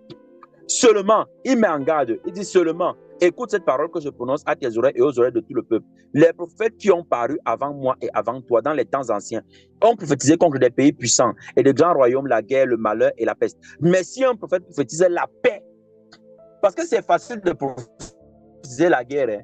Oh, j'ai vu la guerre, ça va commencer là-bas. J'ai vu telle maladie, ça va venir. Ça, c'est facile. Mais quand tu prophétises la paix, là, c'est quand ça s'accomplit qu'on sait que c'est Dieu. Suivez. Il dit, c'est pas l'accomplissement de ce qu'il prophétise qui sera reconnu comme véritablement envoyé par l'Éternel. Si quelqu'un prophétise la paix et qu'on voit vraiment la paix, là, c'est que c'est l'Éternel qui a parlé. Mais quand vous prophétisez la guerre, ça arrive. C'est pas forcément Dieu. Parce que Satan aussi fait des projets de guerre, mais Satan n'a pas les projets de paix. Voilà pourquoi il dit, je connais les projets que j'ai formés pour vous, des projets de bonheur, des projets de paix. Mais Satan n'a pas de projets de paix, il a des projets de calme, d'accalmie. Donc les gens sont là, ils se regardent de loin. On ne voit pas les querelles physiques, mais les querelles se font dans les cœurs, dans les choses, on voit l'animosité, tout ça. Alors Anania le prophète enleva le joug de dessus le cou de Jérémie, le prophète, et il le brisa. Et Anania dit en présence de tout le peuple, ainsi parle l'Éternel, c'est ainsi que dans 2 années, je briserai le dessus le cou de toutes les nations, le joug de Nebuchadnezzar, roi de Babylone, et Jérémie le prophète s'en alla. Maintenant Jérémie parle des gens. Après qu'Anania le prophète eut brisé le joug de dessus le cou de Jérémie le prophète, la parole de l'Éternel lui fut adressée à Jérémie en ces mots. Va! Il dit, ne laisse pas l'affaire là, moi je vais gérer ça maintenant tout. Va et dis à Anania, ainsi parle l'Éternel, tu as brisé un joug de bois. Ok, et tu auras à sa place un joug de fer. Donc, le Seigneur dit que, ok, comme toi tu es en train de dire ce que tu dis là, Le bois même, c'était même petit. Maintenant que tu as vraiment cassé ça, par tes paroles, machin que tu dis prophétique là, c'est un autre esprit qui t'a conduit. Donc, rajouter un autre joug. Donc, vous voyez que si tu n'ajoutais pas cet autre joug là, il devait se passer quelque chose qui avait l'air d'une délivrance. Et c'est ça aujourd'hui qu'on vit dans les assemblées, où des personnes ont l'air d'être délivrées, des personnes ont l'air de connaître la libération de leur esprit, mais on prie tous les jours pour les mêmes personnes, les mêmes manifestations reviennent. Elle a l'air de se sentir mieux. C'est ça le principe même de l'esprit de divination. C'est le principe des marabouts, le principe de toutes ces personnes-là, des enchanteurs. C'est qu'on te donne l'impression que tu vas mieux. On te donne l'impression que tu vas mieux. Quand tu le visites, le pied arrête de faire mal, subitement ça commence au dos. Donc, on voit que les personnes sont dans un processus où elles sont toujours en train de prendre des choses plus difficiles. Ça l'aide en paix, mais ça ne marche pas. Le Seigneur, donc, moi, ne vais pas laisser passer ça. Tu veux, car ainsi parle de toutes ces nations pour qu'elles soient asservies à Nebuchadnezzar, roi de Babylone. Et elles lui seront asservies. Je lui donne aussi les animaux des champs. Voilà ce que le Seigneur dit. Il a averti que pour le méchant, là, je vais faire ça. Jérémie le prophète dit à Anania le prophète, écoute Anania, l'Éternel ne t'a point envoyé et tu inspires à ce peuple une fausse confiance. Parce que le peuple est méchant, il ne se répand pas de ses mauvaises voies, ne veut pas suivre le Seigneur. Mais on est en train de poser la paix sur le peuple. Pourquoi? C'est ça qu'on voit dans nos assemblées. C'est ça qu'on voit maintenant. On pose la paix sur des gens, sur les personnes mauvaises. On pose la paix, non, tout va... Le Seigneur va te délivrer de ce problème-là. Le Seigneur va te... Les personnes viennent, elles se possèdent, continuent de marketer des gens qui sont soi-disant des personnes qui traitent les servantes et les serviteurs comme des animaux. Mais chaque jour, on dit que la main du Seigneur sur toi. Quelle main? Quelqu'un est patron quelque part, comme je vois là où je travaille là-bas. Tu as dit que tu mets en disgrâce tous ceux qui travaillent pour toi. Les chefs qui sont là pour oppresser les collaborateurs, pour faire du mal à ceux à qui le Seigneur ceux que le Seigneur leur a soumis. Mais après, tu es en train de prier, que l'Éternel étende sa main. Qui fait le genre de prière là? Qui va faire ça? Ce sont des paroles de divination. Et c'est ce qu'aujourd'hui les gens font. Ils voient bien qu'un chef est là, il ne dit pas bien, il gère mal, il traite mal les gens, il fait tout mal, mais chaque fois on vient vraiment, oh que Dieu te bénisse. Dieu bénit quoi? Qu'il bénisse quoi? Suivez. C'est pourquoi verset 16, ainsi parle l'Éternel, voici je te chasse de la terre, tu mourras cette année, car tes paroles sont une révolte contre l'Éternel. Et Anania le prophète mourut cette année-là dans le 7e mois. Tes paroles sont une révolte contre qui? L'Éternel. Tu te révoltes contre Dieu en faisant ces choses. Ce ne sont pas des hommes, mais c'est contre Dieu. Donc, quand quelqu'un est conduit par l'esprit de divination, c'est une révolte contre l'Éternel. Une révolte. Inspirer une fausse confiance à des méchants pour fortifier les mains.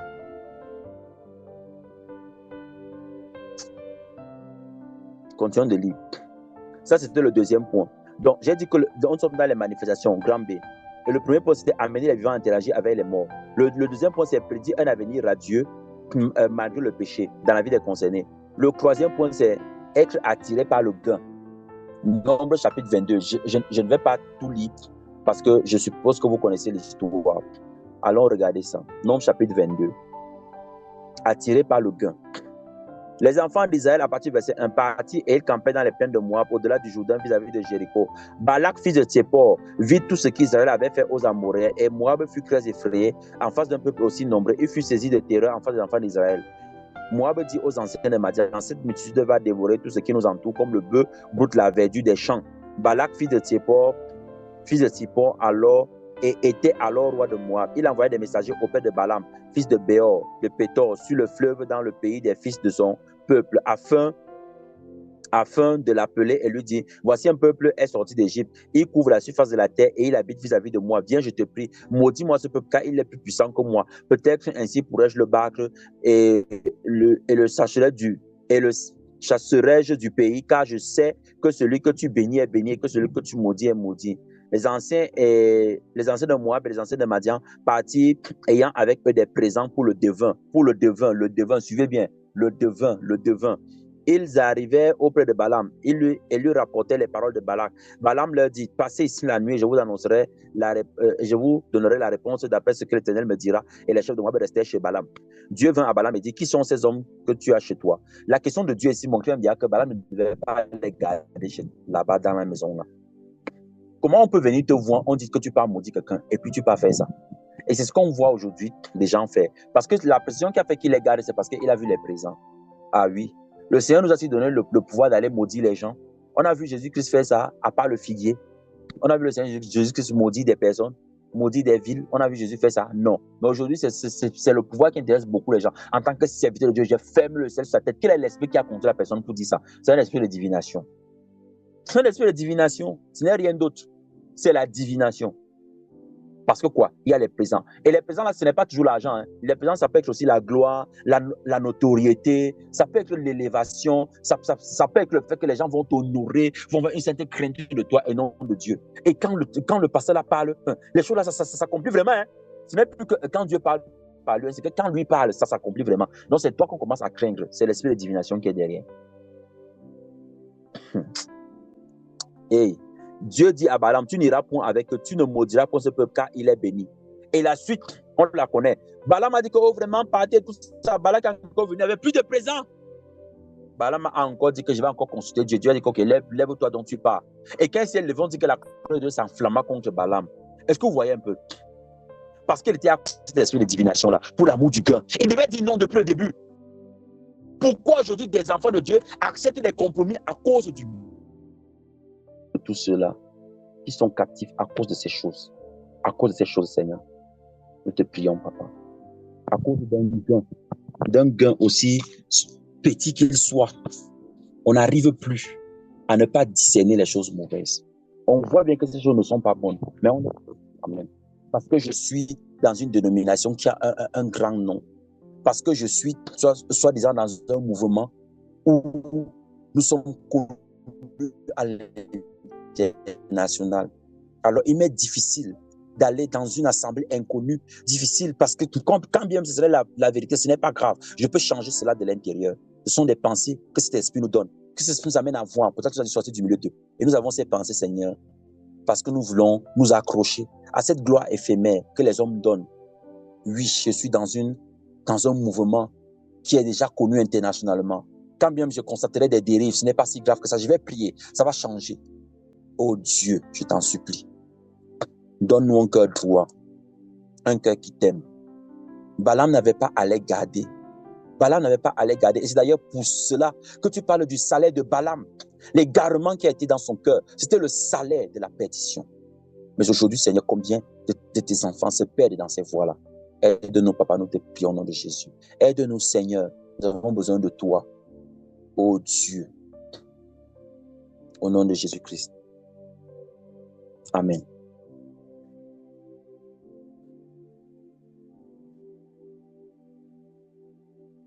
Le petit 4 maintenant, c'est cet esprit amène les prophètes à ressentir et à manifester l'opposé des sentiments de Dieu. Allons dans Nombre chapitre 23. On va lire du verset 4 au verset 11. Suivez. Dieu vint au-devant de Balaam et Balaam lui dit, j'ai graissé cet autel et j'ai offert un taureau et un bélier sur chaque autel. L'Éternel mit des paroles dans la bouche de Balaam et dit, retourne vers Balak que tu parleras ainsi. Il retourna vers lui et voici Balak se tenait près de son holocauste, lui et tous les chefs de Moab. Vous voyez que tout ce qui a été mis comme décor paraît être comme les choses de Dieu. Mais c'est l'esprit qui les anime, qui nous montre que ce n'est pas Dieu qui est dedans. Balaam prononça son oracle et dit, Balak m'a fait descendre d'Amram, le roi de Moab m'a fait descendre des montagnes de l'Orient. Viens, maudis-moi Jacob, viens, sois irrité contre Israël. Verset 8, tu veux bien, comment maudirais-je celui que Dieu n'a point maudit? Comment serais-je irrité quand l'Éternel n'est point irrité? Comment maudirais-je celui que l'Éternel n'a point maudit? Comment serais-je irrité quand l'Éternel n'est point irrité? Donc, des personnes qui s'irritent souvent pour des choses, alors que Dieu ne l'est pas, c'est que l'esprit qui est en train de les conduire. Et maintenant, on masque ça dans la forme de, on dit quoi? On dit sainte colère. Sainte colère. Alors que Dieu n'est pas dedans. J'ai eu une sainte colère, j'ai prononcé des paroles dures. Le Seigneur va faire ça. Et la chose arrive vraiment. Tu es sûr que c'est Dieu qui a fait? Tu as maudit parce qu'un esprit de divination était derrière toi. Mes frères et sœurs, c'est grave, je vous assure. c'est extrêmement grave. C'est extrêmement grave. J'ai regardé mon maître Jésus. Je n'ai pas vu quelque part, ou même Judas, il a maudit Judas. J'ai donc compris que c'est une très mauvaise façon de faire. Que jamais je ne sois un instrument de malédiction. Quand bien même l'Éternel serait irrité, que ce ne soit pas par moi qu'il passe. C'est ma prière tous les jours. C'est ma prière. Pourquoi le Seigneur n'a-t-il pas détruit le peuple au travers de Moïse? Parce que Moïse intercédait sans cesse. Il n'est pas passé par Moïse pour détruire le peuple, pour maudire le peuple, pour faire des choses, pour juger. Non. Moïse intercédait, il priait toujours, Seigneur, pardonne-leur, Seigneur, pardonne-leur. Est-ce que c'est ça qu'on voit maintenant? Parce qu'on n'a même pas mal parlé, parce qu'on a fait une remarque, tu dis que, mais, homme de Dieu, on pense quand même que tu oses, que tu es maudit. Le Seigneur va te juger. Le ciel se ferme sur ta tête, des choses comme ça. Des sentiments qui ne viennent pas de Dieu. Et quelqu'un ressent ça, et les manifeste, et proclame ça qu'on est parole d'éternel, c'est l'esprit de divination. Voilà ces manifestations. Le dernier point, c'est l'un des points les plus dangereux. Le cinquième point, il dit des choses vraies, mais dont le but n'est pas la vérité. Acte 16 à 21. Vous vous rappelez quand on a lu dans le livre de 2 Rois 21, n'est-ce pas? On a lu tout à l'heure, c'était dans le livre de 2 Rois 21, le verset 6, quand on parlait de l'avenir. Allons maintenant dans Acte 16. On a dit que là-bas, des gens Manassé construisait des nuages et construisait les serpents. Allons maintenant dans Acte chapitre 16, du verset 16 au verset 21. Acte 16 à 21. Suivez. Comme nous allions au lieu de prière, une servante qui avait un esprit de python. Un esprit de python, les gens qui consultent les serpents. L'esprit de python, c'est la séduction. Je ne vais pas revenir dessus parce que c'est le deuxième esprit dont je parle ici. En devinant, donc c'est de la divination. En devinant, n'est-ce pas, procurer un grand profit à ses maîtres. Le but, c'était quoi? C'était le profit, le gain. Vint au-devant de nous. Donc, toutes les choses que les gens disent qu'ils reçoivent les paroles du Seigneur pour attirer un gain, pour amener une contrepartie, c'est l'esprit de divination. Maintenant, il dit, et se mit à nous suivre Paul et nous. Elle priait, ces hommes sont les serviteurs du Dieu très haut, et elle vous annonce la voie du salut. Ce qu'elle disait, c'était vrai, mais ce n'était pas la vérité, parce que la vérité, selon Jean 14, 6, c'est Jésus-Christ. Donc, elle disait ça pourquoi? Elle fit cela pendant plusieurs jours. Paul, fatigué, se retournant, et dit à l'esprit. On a vu que cet esprit-là, c'est la divination. Je t'ordonne au nom de Jésus-Christ de sortir d'elle. Et il sortit à l'heure même. Les maîtres de la servante, voyant disparaître l'espoir de leur gain, se saisit de Paul et de Silas et les traînait sur la place publique devant les magistrats. Les gars se sont fâchés. Ils ont commencé à dire, ce sont des Juifs qui annoncent des coutumes qui ne nous est pas permis ni de recevoir, ni de suivre à nous qui sommes romains.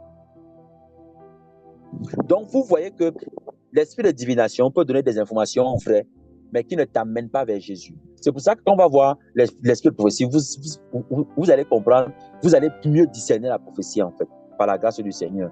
Je le crois sincèrement. L'esprit de divination peut dire des choses vraies.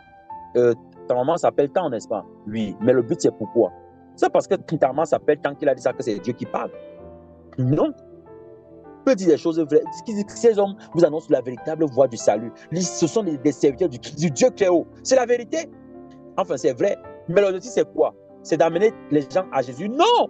C'était pour que Paul et Silas l'agréent en tant que prophétesse de l'Éternel. C'est ça qu'on voit aujourd'hui dans les assemblées. Quelqu'un prêche, quelqu'un enseigne, le Seigneur parle. Après, une autre personne se lève. Oui, vraiment, ce qu'il dit là, c'est la vérité. Ce que cette personne dit, c'est vrai. Parce que j'ai vu le Seigneur faire ci, faire ça, pendant qu'il était en train de prier. J'ai vu le Seigneur faire ci, faire ça, pendant qu'il priait. C'est vraiment un serviteur de Dieu. Toi, si tu l'acceptes, tu le prends, tu le mets là, tu dis, ah, alléluia. C'est un vrai serviteur de Dieu. Il a vraiment vu. Il a vu quoi? Examine sa vie. Regarde les fruits qu'il porte. C'est de ça qu'il s'agit. C'est comme ça qu'un gars malhonnête a fait pour infiltrer la cellule d'un gars ondéré. Et il a pris et il a réussi à arracher des gens dont le cœur n'était pas attaché à Dieu sur des choses bizarres qu'un vrai prophète sort de son corps. C'est de la divination. On appelle ça l'astrologie. Le voyage astral. On a vu où un prophète s'est assis, il a dit que je vais sortir de mon corps aujourd'hui, comme je n'ai pas prié là. On a vu ça où? Il dit que les vrais prophètes font ça. Les vrais prophètes de qui? De qui? C'est la question qu'il faille se poser. Les vrais prophètes de Baal. N'ajoutez pas foi aux esprits parce que tu as dit des choses. Le Seigneur fait dire que lui, j'ai vu, il a vu, ok, c'est bien pour lui. Je vais t'éprouver. Je vais t'éprouver. Je vais venir te poser la question. On va rester là ensemble. Je vais t'éprouver, frère. Je ne m'amuse pas dessus. Donc, cet esprit peut dire des choses vraies, mais qui ne sont pas la vérité. Donc, qui ne nous conduisent pas en Jésus. Qui ne nous amènent pas sur le chemin étroit et resserré. Qui nous amènent sur les choses larges et spacieuses. Et si pour laisser rester tranquille, comme beaucoup aussi restent souvent tranquilles, après, je dis, amen, ok, c'est bon, ça va. On va le voir comme qui?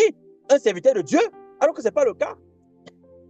Les gens vont aussi commencer à aller le conseiller. Comme les chrétiens aujourd'hui ont la démangeaison, qu'on leur dise leur avenir. Notre avenir, c'est la croix. Hein. Il n'y a rien d'autre. Si on te prêche autre chose, si il y a un autre avenir que quelqu'un te dit qu'il voit en dehors de la croix, là, c'est que c'est l'esprit de divination. C'est la croix qui est notre avenir. C'est le seul chemin possible. Il n'y a pas un autre que Dieu nous a laissé au travers de son Fils Jésus. C'est la croix, l'obéissance, la sainteté et la pureté. Les gens n'aiment pas ça, ils veulent les raccourcis. L'avenir, ils disent qu'est-ce qui va arriver demain. On fait les conversations prophétiques. Et les gens payent pour ça. Hein. Ils payent pour ça. Ils payent pour ça. Mais quand on voit des évangélistes comme ceux dans le séminaire là où j'étais là, parce que moi je ne vais pas parler de moi. Hein. Où j'étais là-bas. Des évangélistes qui quittent un pays comme les États-Unis pour venir annoncer la bonne nouvelle. Et puis, tu vois comment des gens investissent. Parce que des gens aiment, ils veulent voir ça. Les gens qui prêchent la sainte doctrine. Les frères ne sont pas concernés par ça. Ils ne sont pas concernés. Ils ne sont pas concernés. Les vraies choses donc, qui favorisent l'œuvre de Dieu, qu'on ait prêché l'évangile, on voit des gens qui se convertissent, des gens qui abandonnent le péché, qui se baptisent, qui changent de vie. Non, ce n'est pas intéressant. Mais quand c'est les choses, conversations prophétiques, quel est l'avenir? Il va m'arriver quoi demain? Est-ce que mes affaires vont marcher? Je vais rencontrer qui? Ça va se passer comment?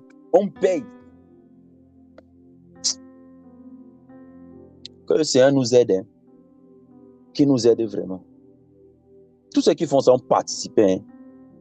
Et ceux qui participent là, ils sont aussi coupables que ceux qui initient. Parce que c'est comme quand quelqu'un est un receleur. C'est-à-dire, et le voleur et le receleur, ils ont la même peine. Hein. C'est la même peine.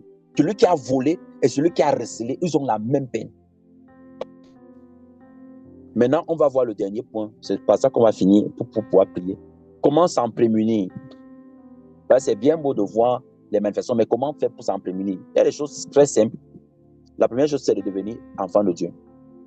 De se convertir vraiment. Je vous ai dit que le problème, quand on va parler de la conversion, l'évangile de Jésus-Christ, vous allez voir que beaucoup de choses, c'est que beaucoup de problèmes qu'on a dans les assemblées, c'est qu'il n'y a pas de converti en fait. Et peut-être, bon, je n'aime pas trop utiliser l'esprit, je vais quand même le dire. Moi j'en sais rien, mais ce n'est pas mon objectif. Mais je vais vous dire que les personnes les plus inconverties, ce sont les leaders. Ce ne sont pas les bébés. Je vous dis là, à 95% du temps, vous allez voir que ceux qui ne sont pas convertis là, ce sont les leaders même en fait. Ah oui. Continuons, on va faire comment? Comment s'en prémunir? Grand C. Petit 1, en devenant enfant de Dieu. Allons lire un texte. On ne va pas lire dans Jean, hein? On va lire dans Nombre. On utilise les versets comme ça pour embrouiller l'esprit des gens. Les gens entrent dedans, billing. Nombre 23, verset 23, suivez. L'enchantement ne peut rien contre Jacob, ni la divination contre Israël. Autant marqué, il sera dit à Jacob et à Israël quelle est l'œuvre de Dieu. Alors, je n'aurai pas le temps de nous faire voir quand le Seigneur parle comme ça, Jacob et Israël. Quand on voyait ça dans un passage, en fait, c'est une transition de révélation. Et il dit que l'enchantement ne peut rien contre Jacob.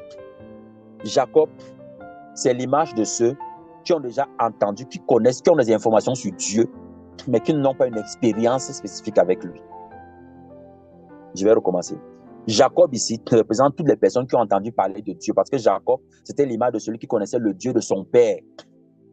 Il n'avait pas d'expérience avec Dieu lui-même. Dieu ne lui avait pas encore parlé. Dieu lui a parlé, dans Genèse, je pense, 32, quand tu lui dis que ouvre les yeux et regarde, quand tu lui montres les brebis, il dit qu'il va te ramener à la maison de ton père. C'est là qu'il commence à avoir des expériences avec le Seigneur. Et c'est justement dans ce voyage-là que le Seigneur change son nom, qui devient Israël. Et bien, le Seigneur dit d'ailleurs que quand quelqu'un, même Jacob, là, qu'il a des informations sur Dieu, l'enchantement même ne peut rien contre lui. Est-ce que vous comprenez même l'affaire ici? Il dit que tu es Jacob, non, mais l'enchantement ne peut rien contre toi. Et maintenant, il dit que la divination ne peut pas atteindre Israël. Donc, on ne peut pas, un esprit de divination ne peut pas emballer un enfant de Dieu. Quand bien même il va sembler réussir, le Saint-Esprit va l'éveiller, il va s'éveiller et il va sortir de là. Donc, les gens qui sont encore dans les choses là, il y a deux possibilités. La première, c'est parce que personne n'est Dieu, on ne connaît pas la fin des choses. C'est pour ça que je vais mettre cette possibilité-là. C'est que peut-être ce sont vraiment des Israël, ils sont vraiment Israël, enfants de Dieu, mais que l'esprit est encore endormi. C'est pour ça qu'on doit prier. De un. La deuxième possibilité, c'est qu'ils n'appartiennent pas à Dieu du tout. Et ce sera révélé au dernier jour. Donc, personne ne sait. Il n'y a que Dieu seul qui sache ça. Donc, nous, on doit seulement faire comme Dieu dit. Amen. L'enchantement ne peut rien contre Jacob, ni la divination contre Israël. Mes frères, c'est quand tu deviens enfant de Dieu là, l'enchantement ne peut pas te prendre. Qu'on arrête de faire les choses du diable. L'enchantement ne peut pas te prendre. Ça ne peut pas. Le deuxième point qu'on va voir dans ça, c'est comment s'en prémunir. On a vu en devenant enfant de Dieu. La deuxième chose, c'est en recherchant la sainteté. Parce que cet esprit-là, on a vu que quand on parlait de la divination, dans des définitions connexes, on a parlé des esprits de moi et tout ça.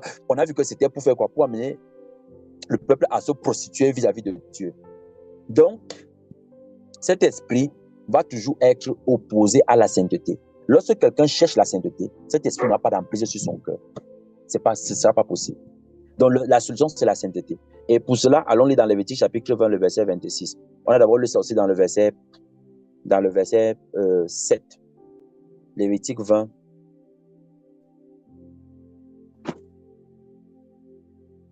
Le verset 7. On va lire le verset 7. Vous vous sanctifierez et vous serez saints car je suis l'Éternel, votre Dieu. Et le verset 26 que vous voulez qu'on lise, on dit, vous serez saints pour moi car je suis saint, moi l'Éternel. Je vous ai séparé des peuples afin que vous soyez à moi. Le fait que quand je dis que je vous ai séparé des peuples, c'est pour nous empêcher de pratiquer les choses que ces peuples-là devaient pratiquer, dont les Jébusiens, les Cananéens et tout ça qu'il a chassé devant lui, dont la divination. C'est pour ça que quand on devient enfant de Dieu, on doit se mettre à part. On ne doit plus faire les choses comme les gens font. Ce n'est pas parce que les gens, leur culte, ils font deux cultes, un culte le matin, un autre le soir, comme moi si je vais venir faire. Qui a inspiré ça? C'est ce que je dois comprendre. Pourquoi ils en font deux?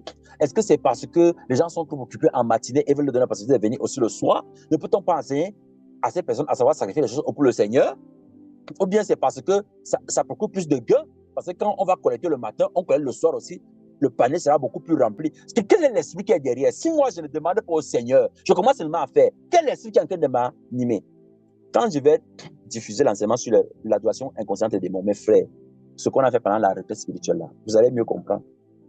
Voilà ce qui dit, vous serez saint. Être saint ne veut pas dire que je ne fornique pas, je n'insulte pas. Ce n'est pas seulement ça. Ça, c'est une façon extérieure. Être saint, c'est vouloir ressembler à Dieu. Quelqu'un qui veut ressembler à Dieu doit chercher son caractère. Dieu fait comment? Si dans telle situation, il réagit comment? Et si Dieu devait faire comment? Dieu pense quoi de ça? Qu'est-ce que c'est de ça qu'il s'agit? Amen. Vous serez saint.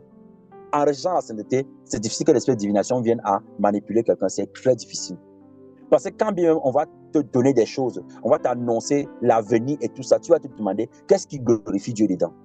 Parce que tu veux ressembler à Dieu. Tu veux être semblable à lui. Donc, les sentiments de Dieu viennent dans ton cœur, pas son esprit. La troisième chose, l'une des plus importantes à mon sens, c'est d'être devenir des serviteurs inutiles. Allons dans Luc chapitre 17, le verset 10. Des serviteurs inutiles. Luc 17, 10. Suivez. Vous de même, quand vous avez fait tout ce qui vous a été ordonné, dites, nous sommes des serviteurs inutiles, nous avons fait ce que nous devions faire. On a parlé de ça en parlant des véritables adorateurs. En fait, un serviteur inutile, c'est quelqu'un qui ne s'attend pas à plus, à rien d'autre, aucune forme de récompense, à partir du moment où la personne a fait ce que Dieu lui a demandé de faire. Si quelqu'un recherche à être un serviteur inutile, l'esprit de divination ne peut pas s'emparer de son cœur. Pourquoi? Parce que l'esprit de divination va toujours essayer d'amener la personne à se glorifier, à vouloir à mettre dans son cœur un désir de récompense. C'est parce que j'ai prié pour tel, j'ai investi mes années de prière dans sa vie, je méritais ça, je méritais ça. La divination va commencer à conduire la personne. Or, même si j'ai prié pour la personne pendant 5 ans, après la personne dit que je suis un faux, je ne vais pas m'asseoir, je commence à pleurer, je regrette que Seigneur, j'ai perdu mon temps. Je n'ai pas perdu mon temps. J'ai fait ce qui m'a été demandé de faire. J'ai fait ce que le Seigneur m'a demandé de faire. Donc pour cela, je ne regrette rien. Je suis un serviteur inutile. C'est seulement ce que ça veut dire. Seulement avec ces trois choses. C'est pour ça que j'ai dit que le Seigneur va nous éclairer. Chacun pour sa part, selon la grâce qu'il a donnée aux uns et aux autres. Mais avec ces trois choses-ci, je pense que vous comprenez mieux comment faire pour que cet esprit-là ne s'accapare pas de nos âmes, ne nous séduise pas. Mes frères et sœurs, on a été trompés. Beaucoup d'entre nous, on croyait faire bien, mais c'était mauvais. Parce que l'objectif visé, ce n'était pas la vérité, ce n'était pas Jésus. C'est pour être des choses vraies, mais ce n'était pas Christ. Même si j'ai reçu des paroles de connaissance et que je l'ai dit maintenant pour que les personnes sachent que effectivement le Seigneur me parle, c'est un autre esprit qui me conduit déjà. C'est très subtil. Et vous avez vu, je ne sais pas pour les personnes qui suivaient peut-être la retraite au travers du Zoom, j'espère par la grâce de Dieu que si nous organisons encore la retraite l'année prochaine, qu'on puisse le faire avec des images, si le Seigneur le permet vraiment. Mais pour les personnes qui suivaient, si vous avez remarqué, lorsque, par exemple, on recevait des paroles de connaissance, on ne s'attardait plus vraiment sur le fait que est-ce que la personne est là, lève-toi, tu viens. C'était à des moments spécifiques qu'on le faisait pour que des personnes croient que c'est le Seigneur qui est en train de parler.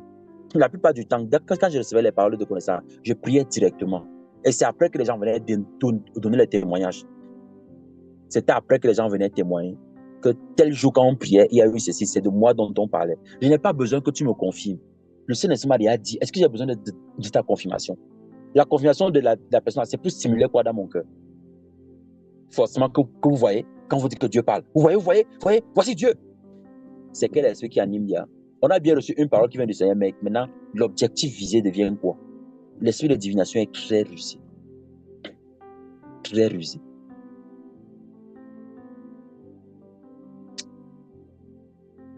Je vous aurais compris.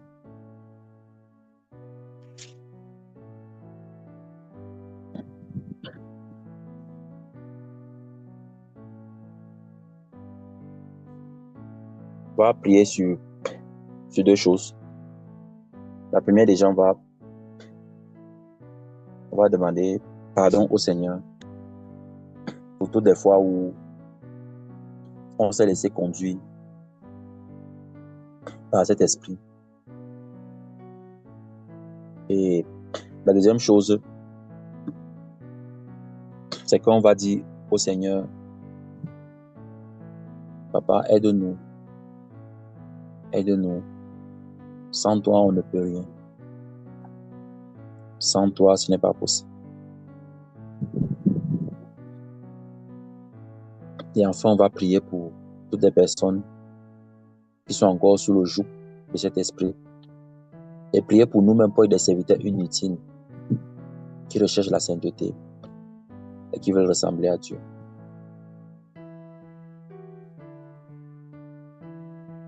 Seigneur,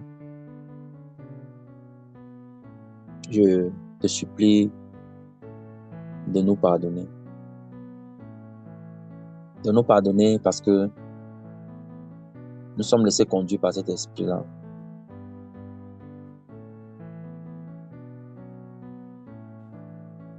Nous croyons que c'était toi. Nous agissions en insensé. Nous avons donné foi à ces esprits. Nous n'avions pas discerné que ce n'était pas toi. Parfois, nous avons détourné même les choses que tu nous as dites véritablement. Et nous avons commencé à laisser cet esprit conduire le reste. Cela a attristé ton cœur, mais nous ne sommes pas rendus compte de cela. Parfois, nous avons prophétisé, nous avons dit du bien, nous avons annoncé l'avenir à des personnes qui étaient contre toi. Nous leur avons dit que des choses bonnes leur arriveront, sans leur demander de revenir vers toi. Nous avons fortifié leurs mains dans l'iniquité.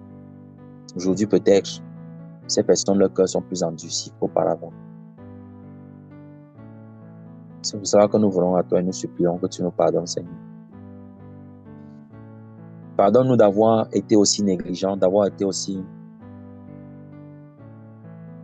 désobéissants. Pardonne-nous, Papa, je t'en supplie. Pardonne-nous d'avoir vu ces personnes aller dans ces voies tortueuses, dans ces voies qui ne te donnent pas gloire, nous avons laissé. Nous n'avons pas dit les paroles que tu as mis dans notre bouche. Je t'en supplie, Seigneur, pardonne-nous. Pardonne-nous d'avoir ajouté foi à tous ces esprits qui étaient là pour perdre la multitude. Peut-être aujourd'hui, si nous avions réagi comme tu l'avais voulu, peut-être d'autres seraient déjà sortis de là.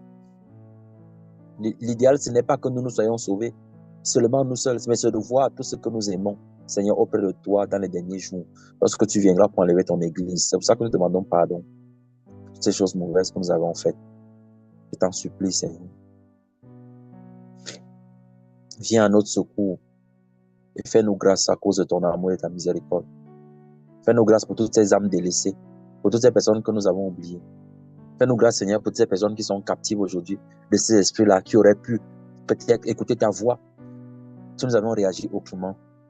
Quelques années en arrière, quelques temps en arrière, si nous avions dit ce que tu avais mis dans notre bouche, si nous avions agi comme tu voulais que nous agissions, si nous n'avions pas pris plus de temps, quand tu nous as dit de sortir, nous avons dit que non, Seigneur, on va les transformer de l'intérieur, on va rester encore quelques temps, ça fortifier d'autres.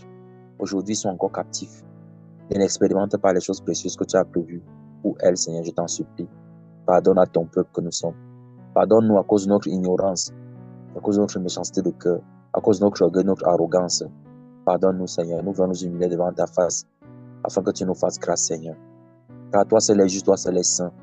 Oui, Seigneur, nous avons péché contre toi, c'est la vérité. Nous sommes odieux à tes yeux. C'est une honte, c'est vrai. Nous sommes rendus odieux, Seigneur. Mais nous ne pouvons pas aller en dehors, hors de la maison, si ce n'est de revenir vers toi.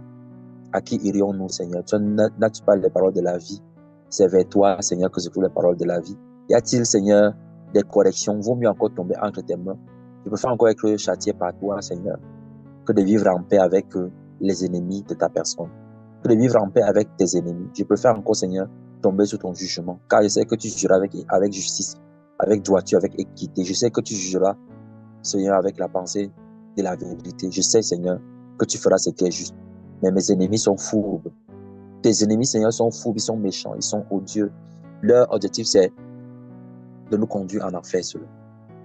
Mais je crois qu'à cause de ton amour, je crois qu'à cause de ta bonté, qu'à cause, Seigneur, de ta miséricorde, de ta patience, je crois qu'à cause de ta grande compassion, tu nous fais grâce encore en ce jour, Seigneur. Tu fais grâce à ton peuple, à ton église, à tes enfants, à tout ce que tu aimes. Oui, Seigneur, car ton amour n'est pas épuisé, tes compassions ne sont pas encore arrivées à leur terme. Tu les renouvelles pour nous, Seigneur, en ce jour, afin que nous marchions en elles, que nous comprenions quelle est la puissance et la grandeur de cet amour-là que tu as manifesté à la croix au travers de ton Fils bien-aimé Jésus, afin que nous soyons, Seigneur, à sa ressemblance et à son image. Nous prions donc afin que, Seigneur, tu nous aides. Que tu nous aides, Seigneur, à tenir ferme. Que tu nous aides à avoir tes pensées. Que tu nous aides à te ressembler. Que tu nous aides à être comme toi. Nous voulons être comme toi, Seigneur. Nous voulons être comme toi. Pour parler, pour dire, pour faire. Oui, lorsque toi tu disais des paroles, tu ne disais pas pour essayer d'humilier les gens. Quand tu avais la connaissance et que tu répondais aux questions, aux pièges que les Sadduciens, les pharisiens venaient te tendre, ce n'était pas dans le but de les humilier. Souvent, tu nous as donné des réponses, mais quand nous avons répondu, c'était dans le but peut-être de nous sentir supérieurs, dans le but peut-être d'humilier d'autres personnes, dans le but de nous rassurer nous-mêmes. Seigneur, je t'en supplie, nous voulons te ressembler. Ôte ces choses de nos cœurs. Ôte ces choses de nous, Seigneur. Nous voulons être comme toi, semblable à toi, selon ta ressemblance et selon ton image, selon ta douceur, selon ta bonté. Que ton fruit, Seigneur, soit manifesté pleinement et totalement en nous, afin que tu puisses, Seigneur, lorsque tu nous regardes, voir ton Fils au travers de notre vie. Nous te prions, Papa. Nous prions afin que tu fortifies nos cœurs dans l'intercession et dans la prière, pour prier, Seigneur, sans relâche, pour prier, Seigneur, pour toutes ces personnes qui sont encore dans les ténèbres, qui sont encore captives, Seigneur, qui sont encore retenues prisonnières dans les œuvres des démons, qui sont encore retenues prisonnières par le mensonge du diable, par ces esprits impurs et méchants. Aide-nous, ô Dieu. Sans ton aide, nous ne pouvons rien. Sans toi, nous ne sommes rien. Sans toi, il est impossible de faire quoi que ce soit. C'est de toi dont nous avons besoin. Éternel Dieu, fais-nous grâce. Éternel Dieu, révèle-toi. Éternel Dieu, touche nos cœurs. Éternel Dieu, change-nous. Change-nous par ton esprit. Viens à notre secours. Cette œuvre que tu as commencée en nous, toi seul tu peux l'achever. Comme ton serviteur Paul l'a dit, celui qui a commencé cette œuvre en vous l'achèvera. Tu ne peux l'achever que si nous te laissons agir, que si nous te laissons faire ce que tu es capable de faire. Tu ne viens pas comme un brigand pour nous forcer. Tu ne viens pas comme un voleur qui force les portes. Mais tu viens, Seigneur, tu frappes afin que nous le soyons en Christ. Seigneur, entre dans nos cœurs. Que nous soyons, Seigneur, ces personnes de prière, ces chandeliers de prière constamment allumés dans le lieu secret pour intercéder, Seigneur, sans haine, sans rancune, sans essayer de se faire valoir, sans essayer de se faire connaître, oui, des serviteurs inutiles qui prient, qui intercèdent, afin que, Seigneur, ces hommes parviennent également à la connaissance de ta lumière et soient affranchis des œuvres des ténèbres non puissantes de Jésus-Christ. Aide-nous, Seigneur. Aide-nous par ta grâce. Aide-nous, je te prie. Aide-nous à ne pas nous décourager dans la prière, mais à prier, à intercéder sans nous arrêter, Papa. Aide-nous à prier, aide-nous à intercéder sans relâche. Aide-nous à prier, Seigneur, jusqu'à ce que paraisse le salut, jusqu'à ce que paraisse le changement dans la vie de ces personnes. Aide-nous, je t'en supplie. Aide-nous, Seigneur, à garder toujours l'espérance, la foi en ce que toi tu peux faire, à ne pas nous focaliser sur les activités, sur ce que nous voyons ces hommes faire, mais ce que toi tu es capable de faire, Seigneur. Et ôte de nos cœurs, Seigneur, cette façon que nous avions de juger rapidement certaines personnes qui étaient vraiment des prophètes qui venaient de toi, ont prononcé des paroles contre toi, comme Anania qui s'est laissé conduire et qui a dit des paroles, Seigneur, qui étaient des révoltes contre toi, une révolte contre toi. Mais il était ton prophète, il faisait vraiment ton œuvre jusqu'à ce que cet esprit le conduise et qu'il se laisse conduire. D'autres sont également dans la même situation maintenant. Avons-nous seulement eu compassion de ces personnes? Avons-nous seulement eu pitié de ces personnes? Avons-nous seulement essayé de prier afin que ces personnes sortent de là? Seigneur, je t'en supplie. Donne-nous un cœur compatissant, un cœur, Seigneur, qui intercède, un cœur qui prie. Selon le degré de foi que tu as mis dans le cœur de chacun, selon le don de foi que chacun a, Seigneur, donne-nous de prier pour les choses pour lesquelles nous croyons réellement que tu vas le faire. Nous croyons véritablement que tu vas le faire, Seigneur. Je t'en supplie, dans le nom précieux de Jésus-Christ. Sois dans notre bouclier, notre forteresse, notre force, notre rempart, notre appui, notre soutien et notre grâce. C'est toi qui nous relèves, Seigneur, quand nous sommes touchés. C'est toi qui nous fortifies quand nous sommes étalés. Oui, Seigneur, des monuments de prière. Que ces chandeliers se rallument dans le lieu secret. Que ces chandeliers, Seigneur, qui s'étaient déjà éteints, qui étaient tombés dans la divagation, Seigneur, dans la dénonciation, que ces chandeliers, Seigneur, se rallument pour la prière au nom puissant de Jésus-Christ. Enlève de nos cœurs les paroles de dénonciation, Seigneur, et mets en nous, Seigneur, les paroles de supplication, d'intercession, pour que nous te voyons agir, parce que toi seul es capable de le faire. Lorsque nous agissons de la sorte, Seigneur, c'est comme si nous sommes sortis de là par nous-mêmes, comme si nous avions mérité quelque chose de toi, n'est-ce pas à cause de ta compassion aussi, n'est-ce pas parce que d'autres personnes ont prié pour nous, que nous pouvons voir clair maintenant, que nous pouvons au moins voir ce que nous voyons maintenant, c'est parce que d'autres ont prié. Si nous aussi nous ne prions pas, Seigneur, comment ces autres-là parviendront-ils au salut, parviendront-ils, Seigneur, à cette lumière? Nous te supplions donc, par ta grâce, ô Dieu, que nos cœurs deviennent donc des temples de prière, des lieux d'adoration, des lieux secrets dans lesquels nous intercédons et nous prions pour que ton nom soit glorifié. Oui, Dieu, fais-le par ta grâce au nom puissant de Jésus-Christ. Enfin, Seigneur, nous voulons nous recommander pleinement à toi. Nous voulons nous recommander, Seigneur, car tu reviens bientôt. Nous voulons nous recommander afin que ton instruction soit notre partage. Instruis-nous selon tes voies et pas selon les voies des hommes. Apprends-nous, Seigneur, tes concepts, tes méthodes. Donne-nous de marcher dans ton pas, Seigneur. Oui, de demeurer comme les serviteurs inutiles, comme tu l'as dit. Après avoir fait tout ce qui nous est commandé de faire, Seigneur, donne-nous seulement de nous voir comme ne méritant rien d'autre, si ce n'est, Seigneur, la grâce que tu nous as déjà accordée d'être tes enfants.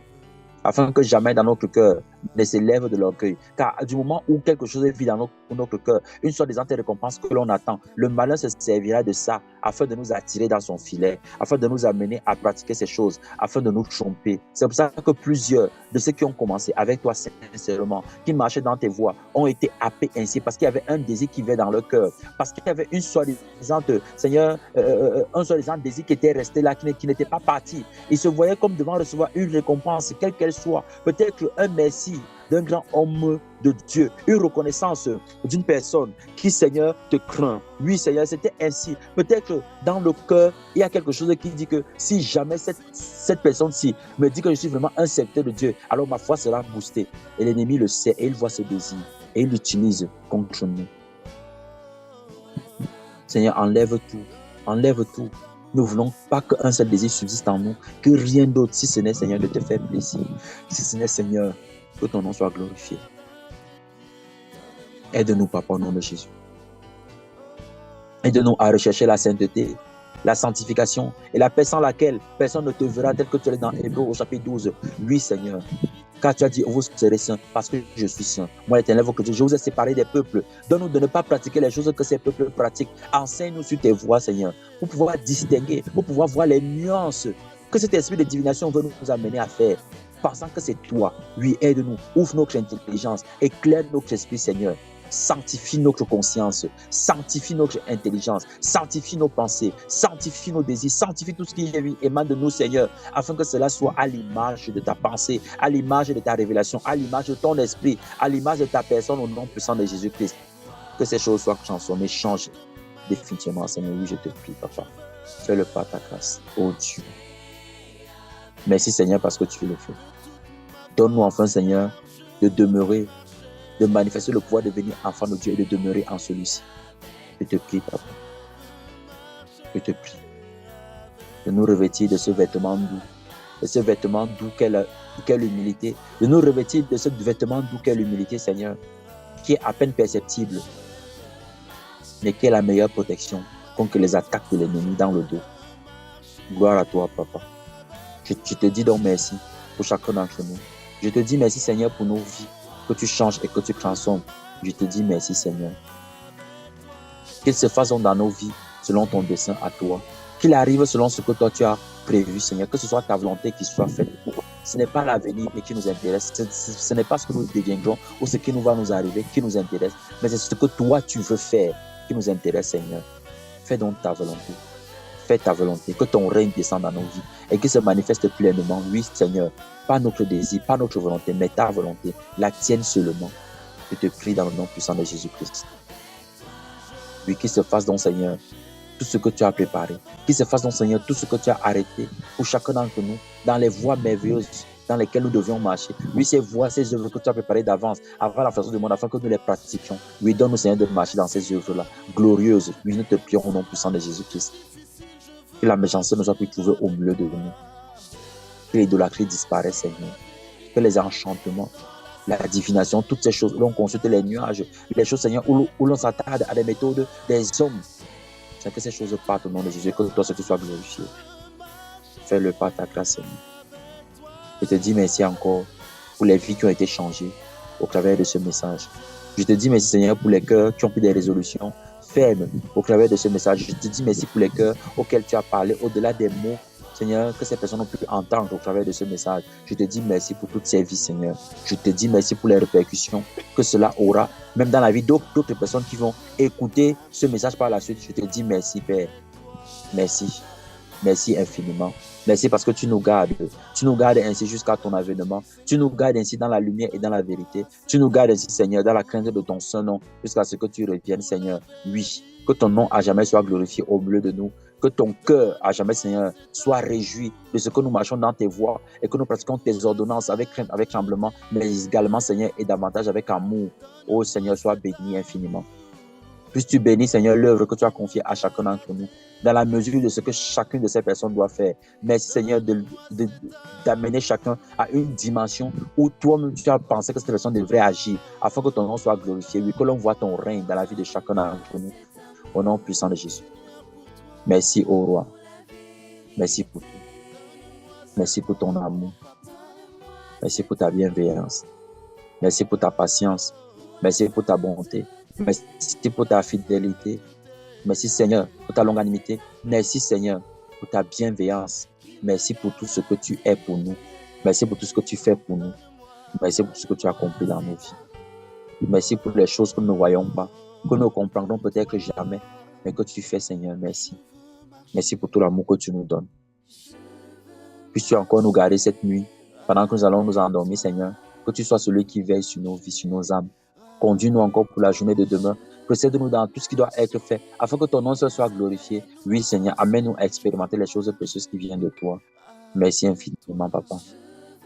Merci pour mon frère, ma soeur, dont le cœur est en paix maintenant. Pour toutes les personnes qui étaient en train de subir l'augure et que tu as délivré aujourd'hui, Seigneur, par ta parole. Je te dis merci infiniment. Merci pour tous les cœurs qui ont reçu la paix. Merci pour tous les cœurs qui se sont tournés vers toi. Merci infiniment, oh Dieu. Le règne est à toi. L'honneur te revient au siècle sans fin. Que nous disparaissions et que toi seul tu parais, Seigneur.